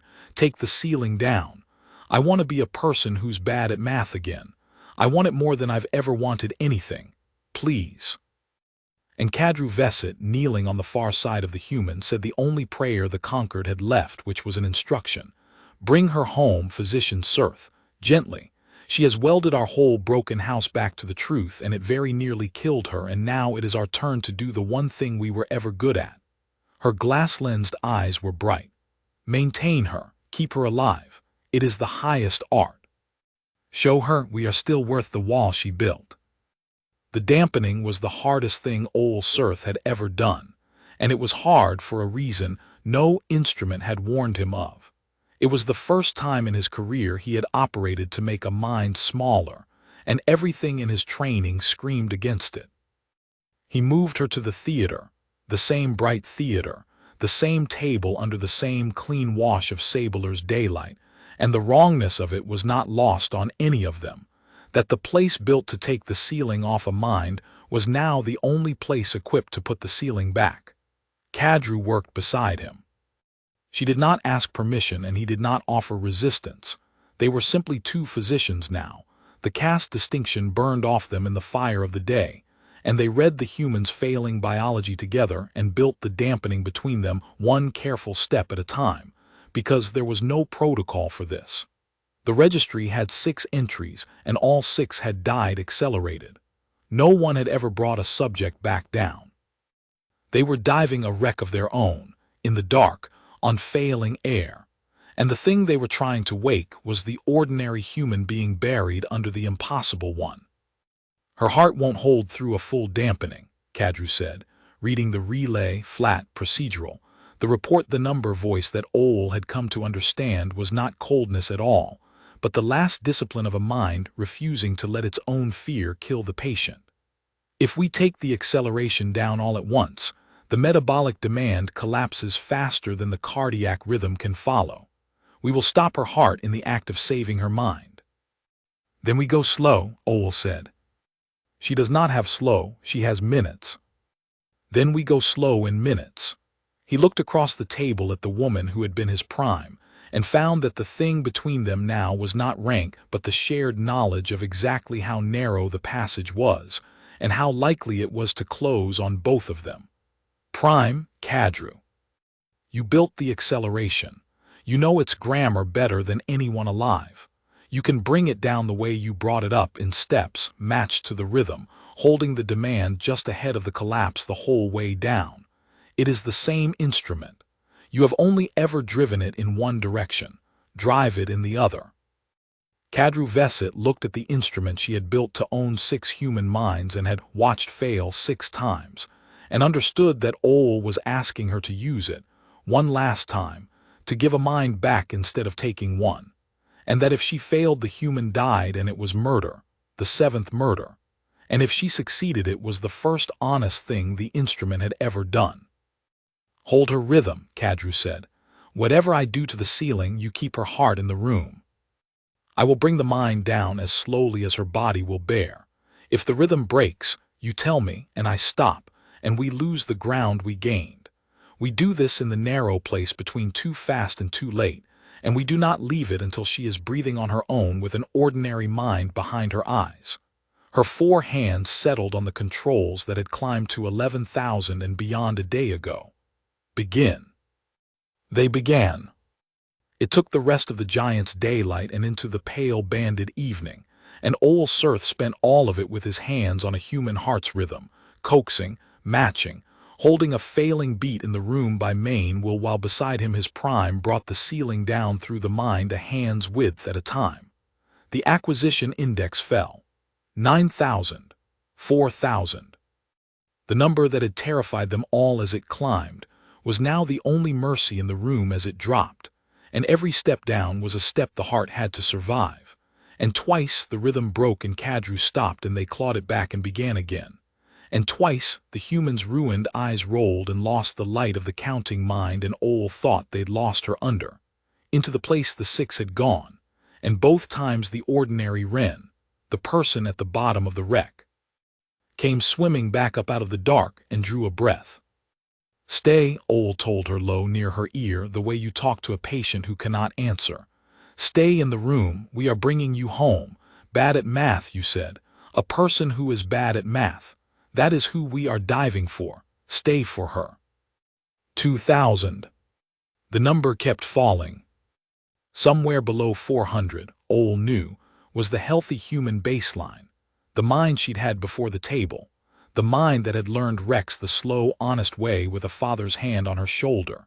And somewhere in the drop between 4,000 and 400 was the exact place the acceleration had begun, the door they were trying to close from the inside. And if they overshot it, they took not just the impossible mind but pieces of the ordinary one. And there was no instrument to tell them where the door was, only Kadru's 90,000-year inheritance of care and Ole's 2 hands on a failing heart, and the human's own body telling them, breath by breath, how much of itself it could bear to keep. At 600, her heart found its own rhythm. Ole felt it happen under his hands, the wrong, slow arithmetic steadying, the demand and the beat finally matching, the body no longer outrun by the mind it carried. And he did not dare say it, and Kadru did not dare stop, and they held the narrow place a while longer, easing the ceiling down the last stretch as gently as either of them had ever done anything, until the index settled at 91 and held, and 91 was a number, an ordinary number, a healthy human baseline. A person's mind and not a god's, and the woman on the table breathed and breathed again and slept. Kadru Veset lifted her hands from the controls. They were shaking. Ole had never once, in all his years beneath her, seen the prime physician's hands shake, and he watched them shake now and understood that this was what it looked like when a mind that had forgotten how to built something after all badly, on purpose, with too few hands, at the very end of everything, and got it right. "She's breathing," Ole said, uselessly just to say it. "Her rhythm's her own." Yes. Kadru looked down at the sleeping human, at the small, ordinary person they had dived into the wreck of a dying body to bring back up, and her voice when it came was not the report the number voice at all. "The registry has 7 entries now, Physician Cirth, 6 dispositions I will carry to the end of my life. And one," she said, "that Reed survived." Ren Adler woke on the 2nd day, in a recovery cell with the giant's daylight coming soft through a filtered port, and the first thing she did was try to read the room and find that she couldn't. Ole was there. He'd been there most of 2 days, and he watched her surface, watched her eyes open, track the ceiling, move to the port, move to him, and he watched her reach out with the thing that was no longer there, the way a person reaches for a limb that's gone, and he watched the exact moment she understood that the walls were just walls again, that the pillars in the corner were instruments she did not know the grammar of, that the station had gone back to being a place she was inside of instead of a language she was fluent in. He had braced himself for grief. He had rehearsed what a physician says to a patient who has lost a capacity. The human closed her eyes and let out a breath and said, "Oh, thank God," and began, very quietly, to cry. It was not grief. Ole, who had spent the whole crisis learning to read the human face, understood that it was not grief. It was the sound a diver makes when the hatch finally seals behind her, and the daylight is real, and the wreck is behind her, and her own ordinary breath is the loudest thing in the world. She was not mourning the impossible mind. She was burying it gratefully with her own 2 hands, and standing up in the daylight it had bought her. "You can't do it anymore," Ole said gently to be sure she knew. "The acceleration is down. The plasticity is still yours. You are still, I think, a remarkable learner by any human measure, but the ceiling is back. You will not read a station in an afternoon again.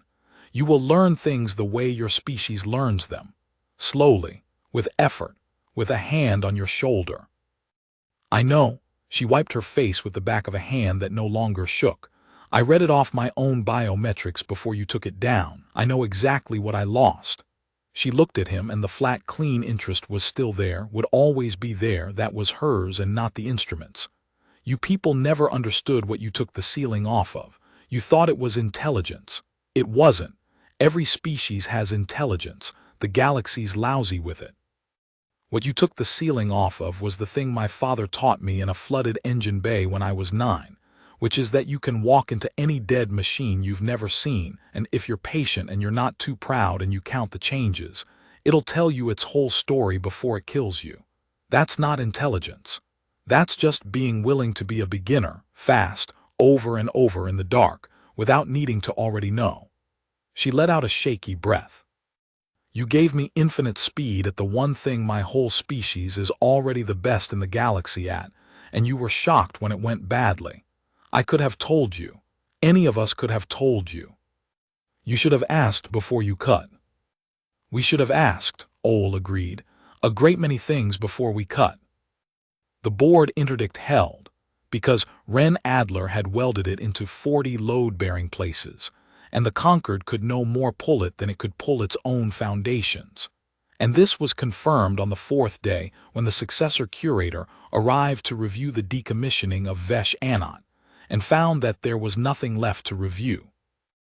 Ole learned the shape of it second-hand, from the traffic and from Kadru, who read the incoming dispositions with the grim satisfaction of a physician watching a terminal prognosis come true exactly on schedule. The board had moved to void Vesh's finding within the hour, precisely as Kadru had predicted. The clerks had reached for it. And the clerks had found that Vesh Anat's finding was cited as the doctrinal basis of 40 sealed dispositions, some of them the board's own, some of them a century old, and that to void the finding they would have to reopen all 40, and to reopen all 40, they would have to admit that a foundational fact of Concord doctrine had been wrong for the length of time those dispositions had stood. And the Concord, faced with a choice between a small truth it hated and a collapse of the record it could not survive, did what a civilization that only maintains always does. It maintained. It left the truth standing because pulling it down cost more than living with it. The acceleration program was interdicted, permanent, non-overridable, and the interdict would be maintained with the same tireless 90,000-year care the Concord brought to everything forever, and every clerk who maintained it would be maintaining Ren Adler's 6 without ever knowing their names. Vesh Anat was decommissioned anyway. Her finding had held, but her authoring of it had indicted the board, and the board could not touch the finding, so it touched the author. There was no trial. The caste did not permit one. There was only a filed disposition, cold and procedural in the grammar Vesh had served for 400 years, ending her tenure and her authority, and in the way of her caste, her life, all in a single sealed line. Ole saw the disposition before Ren did, and he carried it to her recovery cell himself, because he had made a promise on a reactor floor. The curator, he said, Vesh Anat she held. Her finding is load-bearing, you were right, it can't be pulled. But they've decommissioned her for authoring it. The disposition is sealed. She'll have known it was coming, she knew it when she wrote the finding. Kadru says a curator always knows. She authored it anyway. Ren was quiet for a long moment, sitting up in the filtered daylight, an ordinary human woman with an ordinary mind and a wall at her back that would hold for 90,000 years. She never met me, Ren said. She read a record, that's all. I built her a true thing and put it on her plate, and she read it, and she knew what reading it would cost her, and she read it correctly anyway. She looked up at Ole. Tell me she got the message, that the wall held. You said you'd tell her at the end that the thing she paid for holds. Did it reach her before the disposition? Ole had checked. He had made certain of it because a promise was a promise, and because he had become, somewhere in the long day, a person who kept them. It reached her. The last thing filed to her cell before the decommission was a note, unsigned. It said only the wall holds. She sealed a receipt, that's the last act on her record. She read that the thing held, and she confirmed she'd read it, and then the disposition closed her out. He paused. It was the only unsigned document I have ever seen a curator receipt. They don't, as a rule, acknowledge things that aren't properly authored. She made an exception. Ren Adler nodded slowly and looked out the filtered port at the great pale-turning giant, and said the truest thing Ole would carry out of the whole affair. Your people forgot how to build, but they never forgot how to be brave about it at the very end when it was already too late to matter, and they did it anyway. That's not nothing, physician. My species is built almost entirely out of doing the brave thing too late to matter. It's most of what we are. You've still got it in you. It's just buried under 90,000 years of never having to. She was quiet. Build her a marker, the curator, badly. With your own 4 hands. Don't file it. Don't seal it. Just make a thing that says she was here and she was brave and put it somewhere the clerks don't maintain. That's how my species remembers. It's the only part of us worth copying, and you can have it for free. Physician Aunt Wrestle was not decommissioned, and that was its own kind of verdict. And Ole found that he could not entirely forgive it and did not entirely want to. Wrestle had invoked the interdict that sealed the reactor gallery. Wrestle had argued on an open board channel that 211 Sethari and 6 human subjects and 1 impossible mind should be erased to keep a secret. But Wrestle had also, in the plain grammar of the record, done nothing that conquered doctrine for bad. She had invoked a senior interdict she was entitled to invoke, in defense of a program the board had lawfully funded, and when the prime overrode her she had stood down. There was no disposition to file against a frightened physician who had chosen the lie and lost. She would go on. She would be reassigned.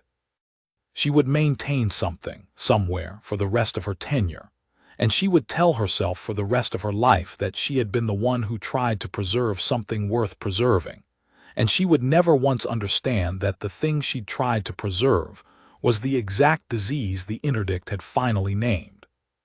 That's the part that should frighten you, Wren told Ole on the 6th day, when he brought her the news that Wrestle had already been rotated to a records post 2 systems away. Not the ones who cut, the ones who'd rather erase the evidence than change. She's not a monster. She's just what your whole civilization does, wearing one person's face.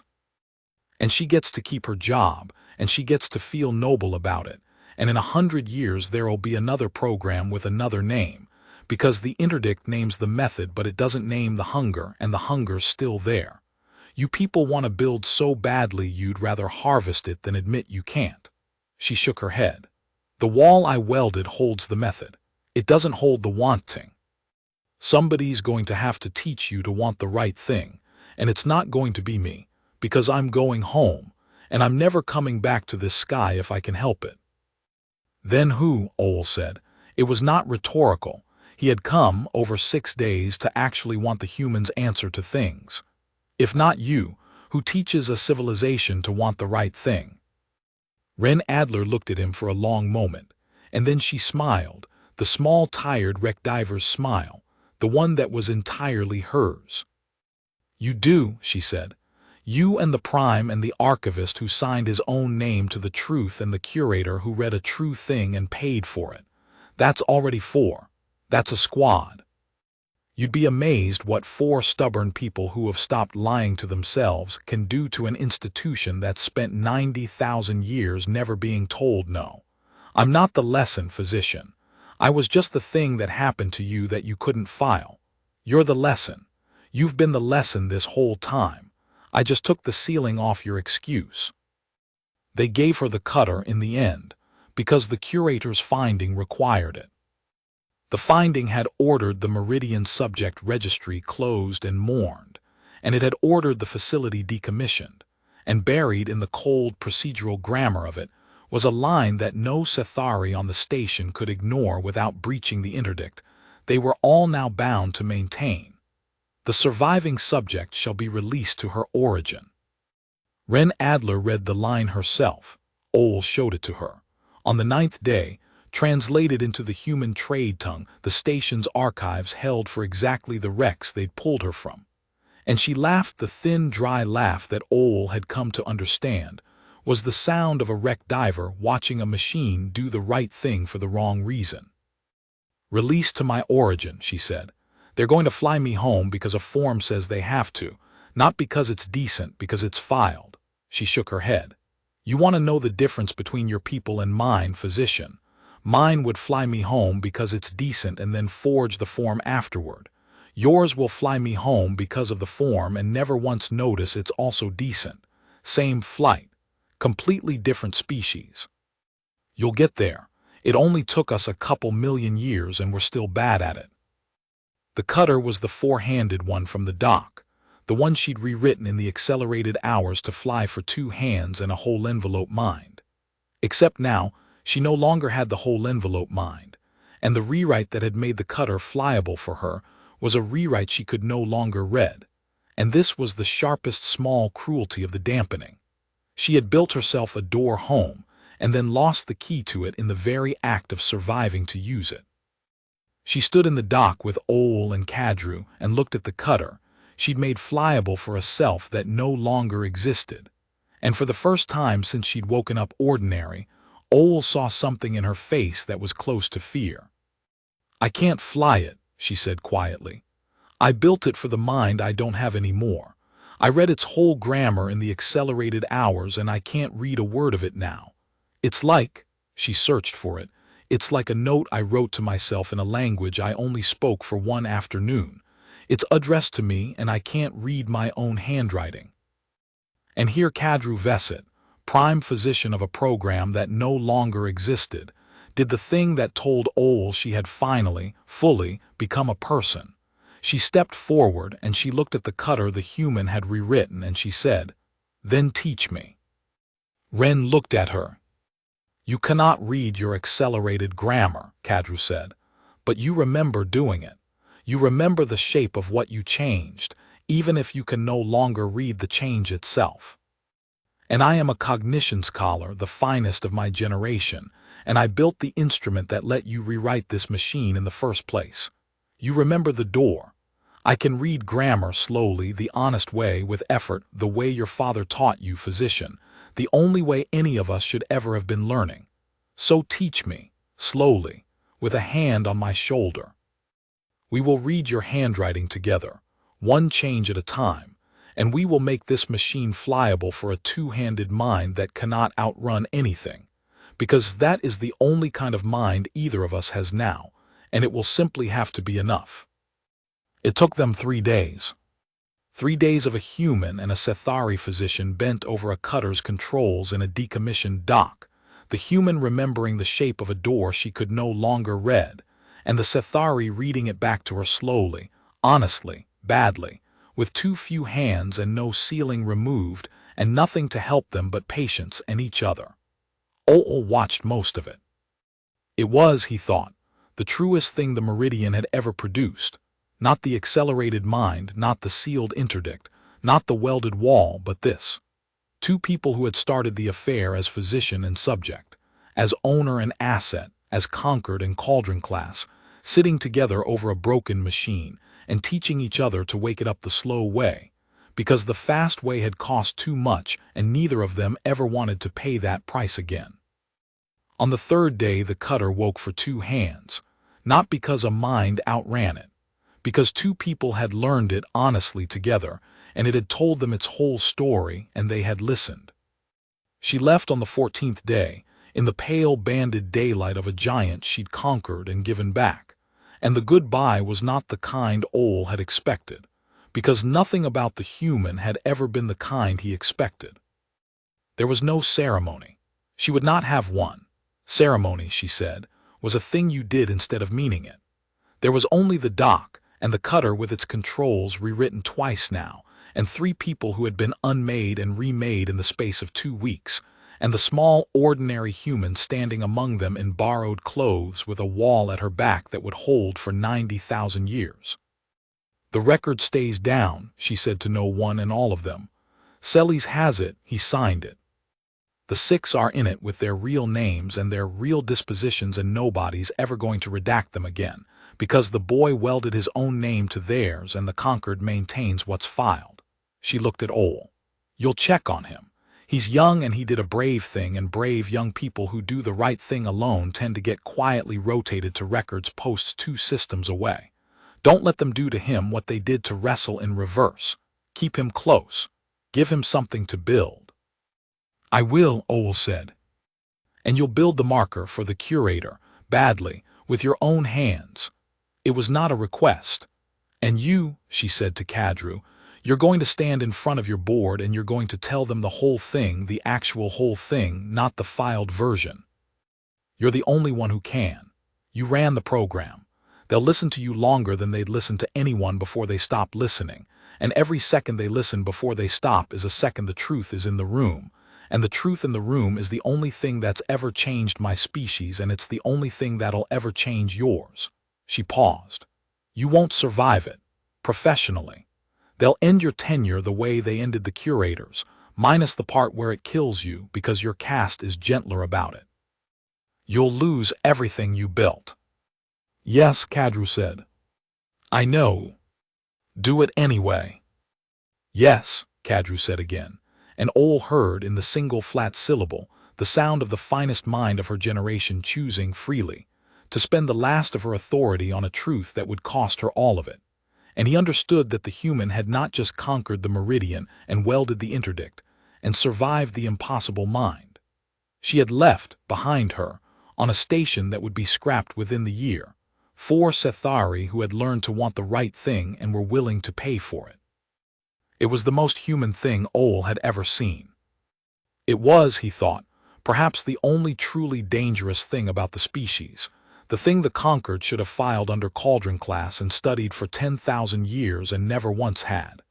That a human, given 14 days and a table and a ceiling removed, did not leave you conquered.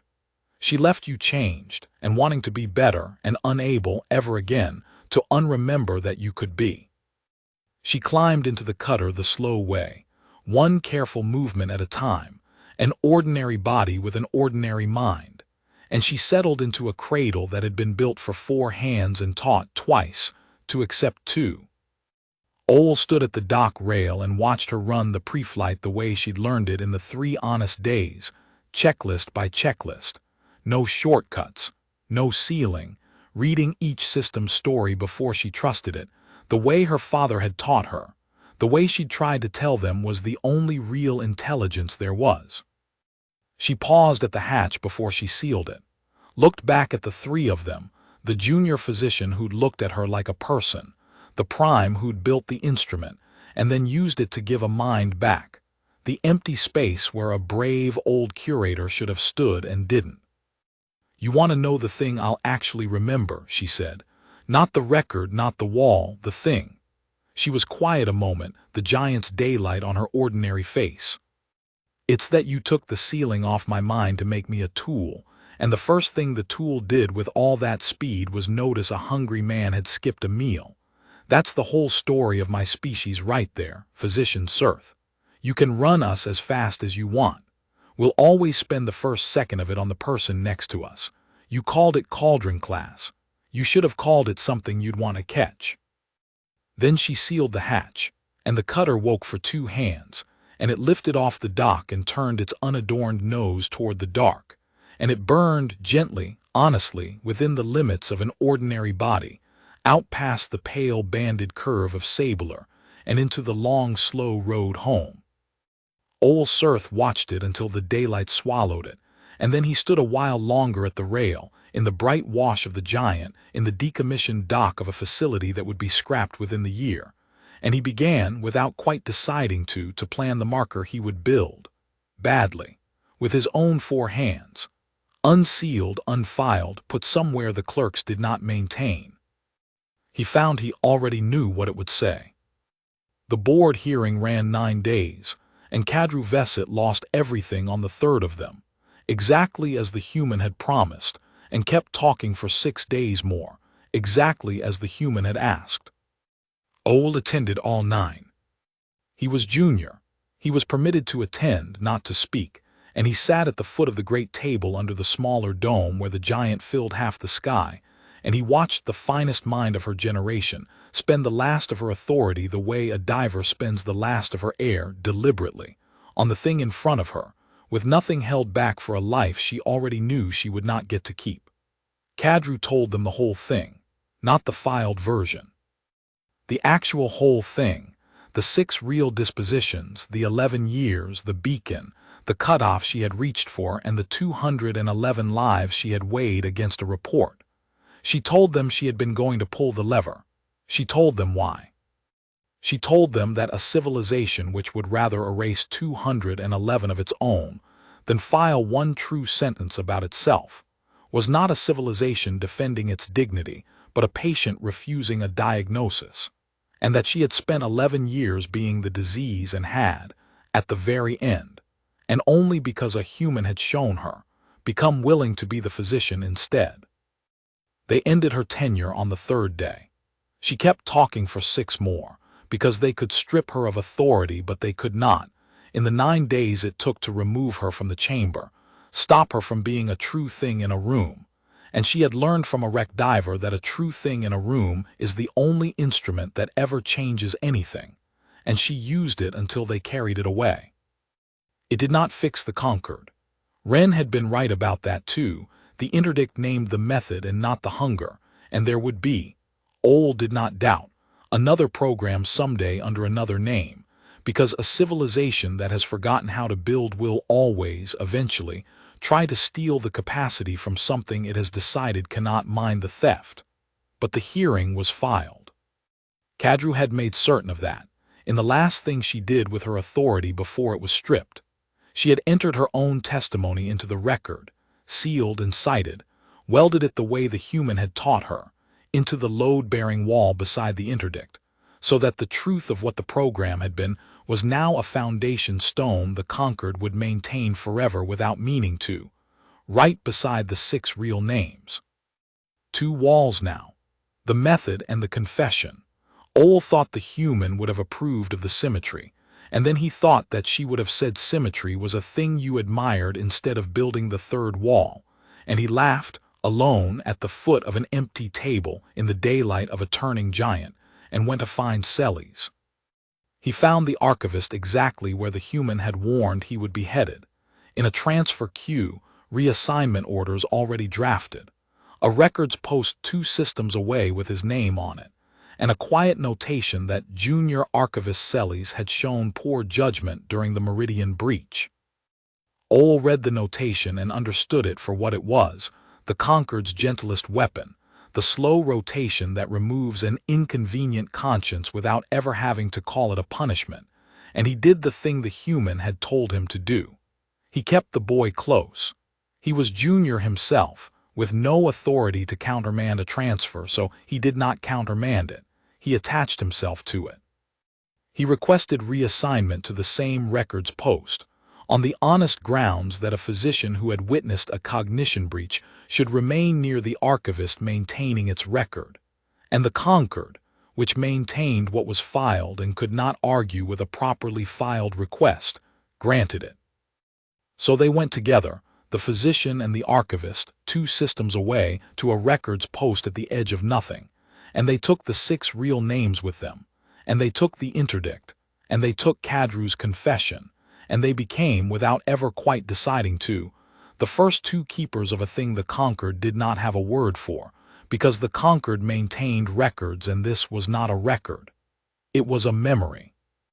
It was the human's word, build a thing that says they were here and put it where the clerks don't maintain.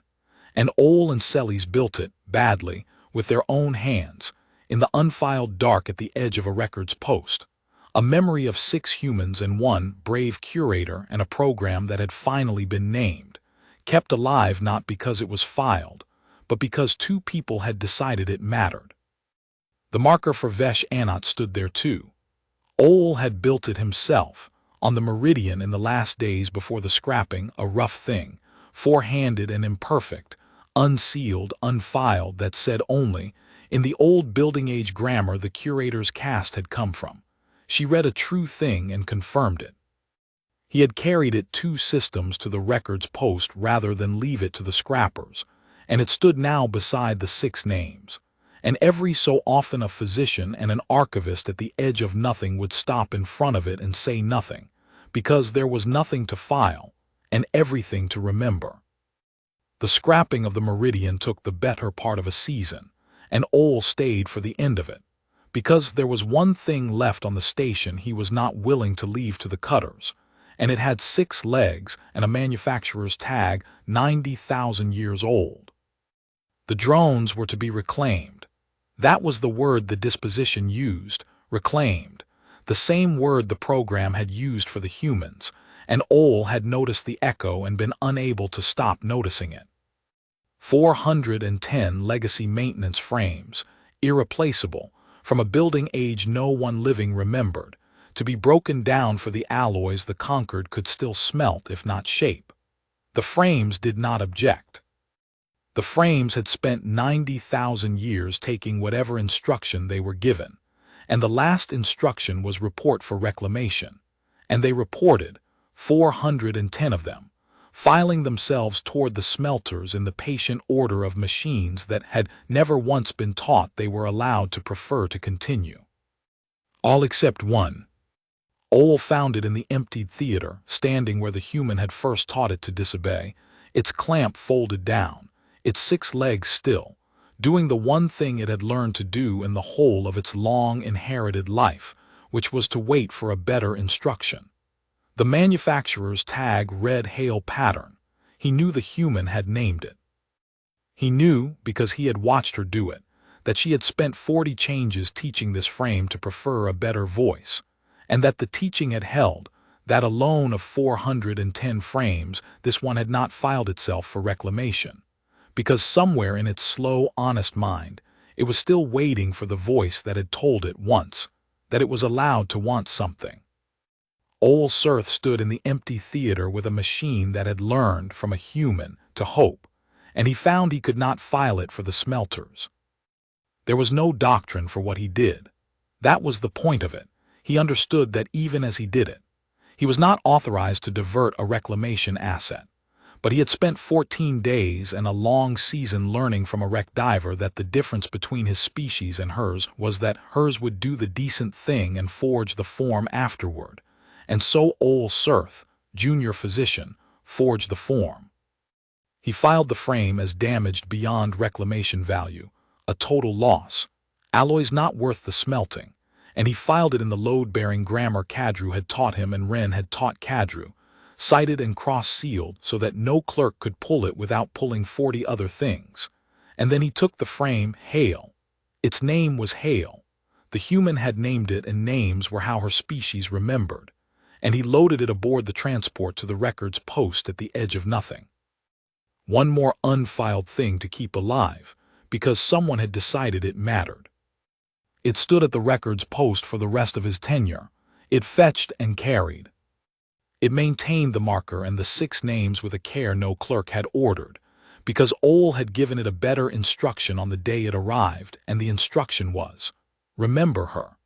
And the frame, alone of 410, went on remembering her, 90,000 years old and still waiting, the way the truly patient things wait, for the diver to come back into the dark and wake it up again. She never did, but the waiting itself was the thing she'd left it, and Ole came to think in his old age that a machine taught to hope by a human who was never coming back was the most human artifact the whole affair had produced, more than the wall, more than the interdict, more than the marker. A thing built to obey that had learned to want. The conquered had spent 90,000 years afraid of exactly that, and had gone to a cauldron-class world to harvest it under restraint. And here it was, given away for free, in an emptied theater, to a maintenance frame, by a girl who had spent the first second of infinite speed noticing a hungry man across a room. Word reached them, over the years, the slow way, the honest way, the way news travels when it is not filed but simply carried person to person by people who have decided it is worth carrying. Kadru Vesset lived. Her caste was gentler than the curators. They stripped her tenure and her authority and her standing, but they did not close her out, and she went, a physician with no program and no rank, to a teaching post on a minor station, and she taught. She taught the slow way. She taught young Sethari to read grammar honestly, with effort, with a hand on the shoulder, and she told them. Ole heard this from 3 separate sources over 3 separate years, which was how he knew it was true. She told her students on the first day, every year, the same thing. That the finest instrument she had ever built had been used to own a mind and had failed, and had then been used once to give a mind back and had succeeded, and that the difference between the 2 uses was the only thing worth learning, and she could not teach it to them. She could only tell them it existed and hope they went looking. Some of them went looking. That was how it spread, not as a program, not as a doctrine. As a thing a disgraced physician said on the first day of class that a few students each year could not unhear. And once, only once, and Ole was never able to confirm it, and chose to believe it anyway. Word came of a station somewhere in the deep Concord, where a maintenance crew, faced with a legacy machine no one living knew how to repair, had done a thing no Cethari crew had done in 90,000 years. They had not filed for a replacement. They had not scrapped it and catalogued the loss. They had sat down in front of it, the story went, and counted its changes, and read its story the slow, honest way, with too few hands and no ceiling removed, and they had, badly, imperfectly, after weeks of failing, made a new part for it. Built, on purpose, with their own hands. The first new thing the Concord had made in 90,000 years, and it was a bad part for an old machine at the edge of nowhere. And it worked, and no one filed it because the crew had heard, somewhere down the long, slow human road of carried memory, that the way you honored the wall was to build something the clerks would never maintain. Ole did not know if the story was true. He knew that it could be true now, which it could not have been before, and that the difference between could not and could was the whole of what the human had left behind, and that she would have said the difference was worth more than the part. Kadruvesit came to the records post once, in the last year of her teaching, an old physician with no rank and a satchel of student essays she was still grading because it was the only authority the Concord had left her, and she meant to spend all of it. She and Ole stood at the marker together, at the edge of nothing, the 6 names behind them and the patient old frame keeping its long watch beside, and for a while neither of them said anything, because there was nothing to file and everything to remember. I tell them about her, Kadru said finally. My students, not the record, the thing. I tell them a civilization forgot how to build and went hunting for a mind that could and found one on a table and could not keep it, and that the not keeping was the lesson, not the finding. She looked at the rough 4-handed marker she had watched her junior make with his own hands. Some of them go looking, a few of them build, badly, on purpose. It is the slowest work I have ever done, Physician Sirth, teaching my own people to want the right thing one student at a time, and it will not finish in my tenure, and it will not finish in yours, and I have made my peace with that. She would have said the not finishing was the point. She would have said, Ole agreed, that a thing that finishes is a thing you can file, and a thing you can file is a thing they can pull, and the only truths that last are the ones that stay unfinished in someone's hands. He was quiet. She said a great many things in 14 days. I am still, all these years on, arriving at the bottom of most of them, the honest way, slowly. Kadruvesit almost smiled, the flat scholar's face, the glass-lensed eyes, softened by a season and a lifetime and one impossible human. With a hand on your shoulder, she said.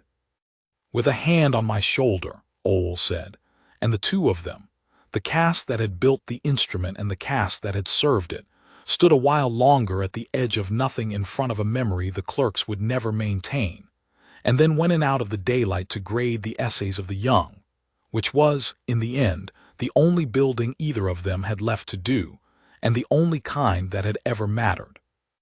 Ren Adler went home, and was ordinary and wanted nothing else. Ole never saw her again. That was right. That was how she'd wanted it, one flight, completely different species, never coming back to this sky if she could help it. But word of her reached the records post too, once, years on, carried the human way, person to person down the long road from the cauldron-class world. The Concord had catalogued and filed and would now, forever, leave alone. She was diving wrecks again, of course she was. She had gone home to a family that had thought her dead, pulled from a downed hauler and vanished into an alien sky, and she had let them hold her and wept and slept, and then, because she was what she was and the ceiling being gone did not change what she was, it had only ever taken the ceiling off it, she had gone back into the dark, on failing air, into dead machines she'd never seen, to count their changes and read their stories and wake them up before they killed her. An ordinary diver. Slow. Patient. not too proud. The best in the galaxy at being a beginner, fast, over and over in the dark, without needing to already know, which was not the accelerated thing the conquered had made and could not keep, but the ordinary thing underneath it, the thing that had noticed a hungry man across a room, the thing no instrument could remove because it had never been in the cortex to begin with. It was in the counting. It was in the willingness. It was in a father's hand on a 9-year-old's shoulder in a flooded engine bay, saying, "Count the changes, and you'll never truly be lost." She had told them that at the very end in the theater, and none of them had understood it until much later, that they had spent 11 years and 6 lives and one impossible 14 days hunting for a mind that could invent, and it had been in the room the whole time, in every human they'd ever pulled from a wreck, in the slow, ordinary, patient willingness to walk into a thing you did not understand and refuse to be too proud to learn it. They had taken the ceiling off it and been terrified of what they saw. They should have simply asked how it was done. Any diver could have told them. It was not a gift, and it was not a weapon, and it was not a class of world. It was a discipline, and a kindness, and a father's voice, and it was free, and it had been free the whole time, and the tragedy of the conquered was not that they could not build it but that they had never once thought to ask. Old Sirth grew old at the edge of nothing, keeping a memory the clerks did not maintain, and near the end of his tenure a young archivist, one of Selly's, trained the slow, honest way, asked him what the human had actually been. Not the record, the thing. What had she been? Ole thought about it for a long time, in the daylight of a smaller giant, with the 6 real names behind him, and a rough 4-handed marker beside them that said she read a true thing and confirmed it. She was a beginner, he said at last, the best I ever saw. She walked into the deepest wreck in the sky with the lights still on, and she did not try to be stronger than it, and she did not try to own it, and she did not get angry, not once, not even at the end. She counted its changes. She read its story. She woke it up. And then she left it running better than she found it and went home and became a beginner again the next morning in the dark on failing air, because that was the only thing she had ever wanted to be. He was quiet. We took the ceiling off her mind to make a tool we could keep. We should have known you cannot keep a thing like that. You can only be lucky enough to have it walk through your station once, and change everything it touches, and leave before you understand what it was, and then spend the rest of your life trying to build, badly, with your own hands, something worthy of the 14 days it stayed. The young archivist did not entirely understand. That was all right. Understanding was a thing you arrived at slowly, the honest way, with a hand on your shoulder, over years. Ole turned back to the marker, and the 6 names, and the unfiled memory he had kept alive at the edge of nothing for the better part of a life, and he thought of a small, ordinary human flying home in a cutter built for 4 hands and taught twice, to accept 2, and he was, on the whole, and against every instinct his caste had ever bred into him, glad that some things could not be owned. Behind him, unmaintained, uncatalogued, kept alive only because a few stubborn people had decided it mattered, the memory held the way she'd built it to, the way the wall held, the way the true thing in the room always held, once someone was finally willing to pay for it. It was not filed anywhere. It never would be.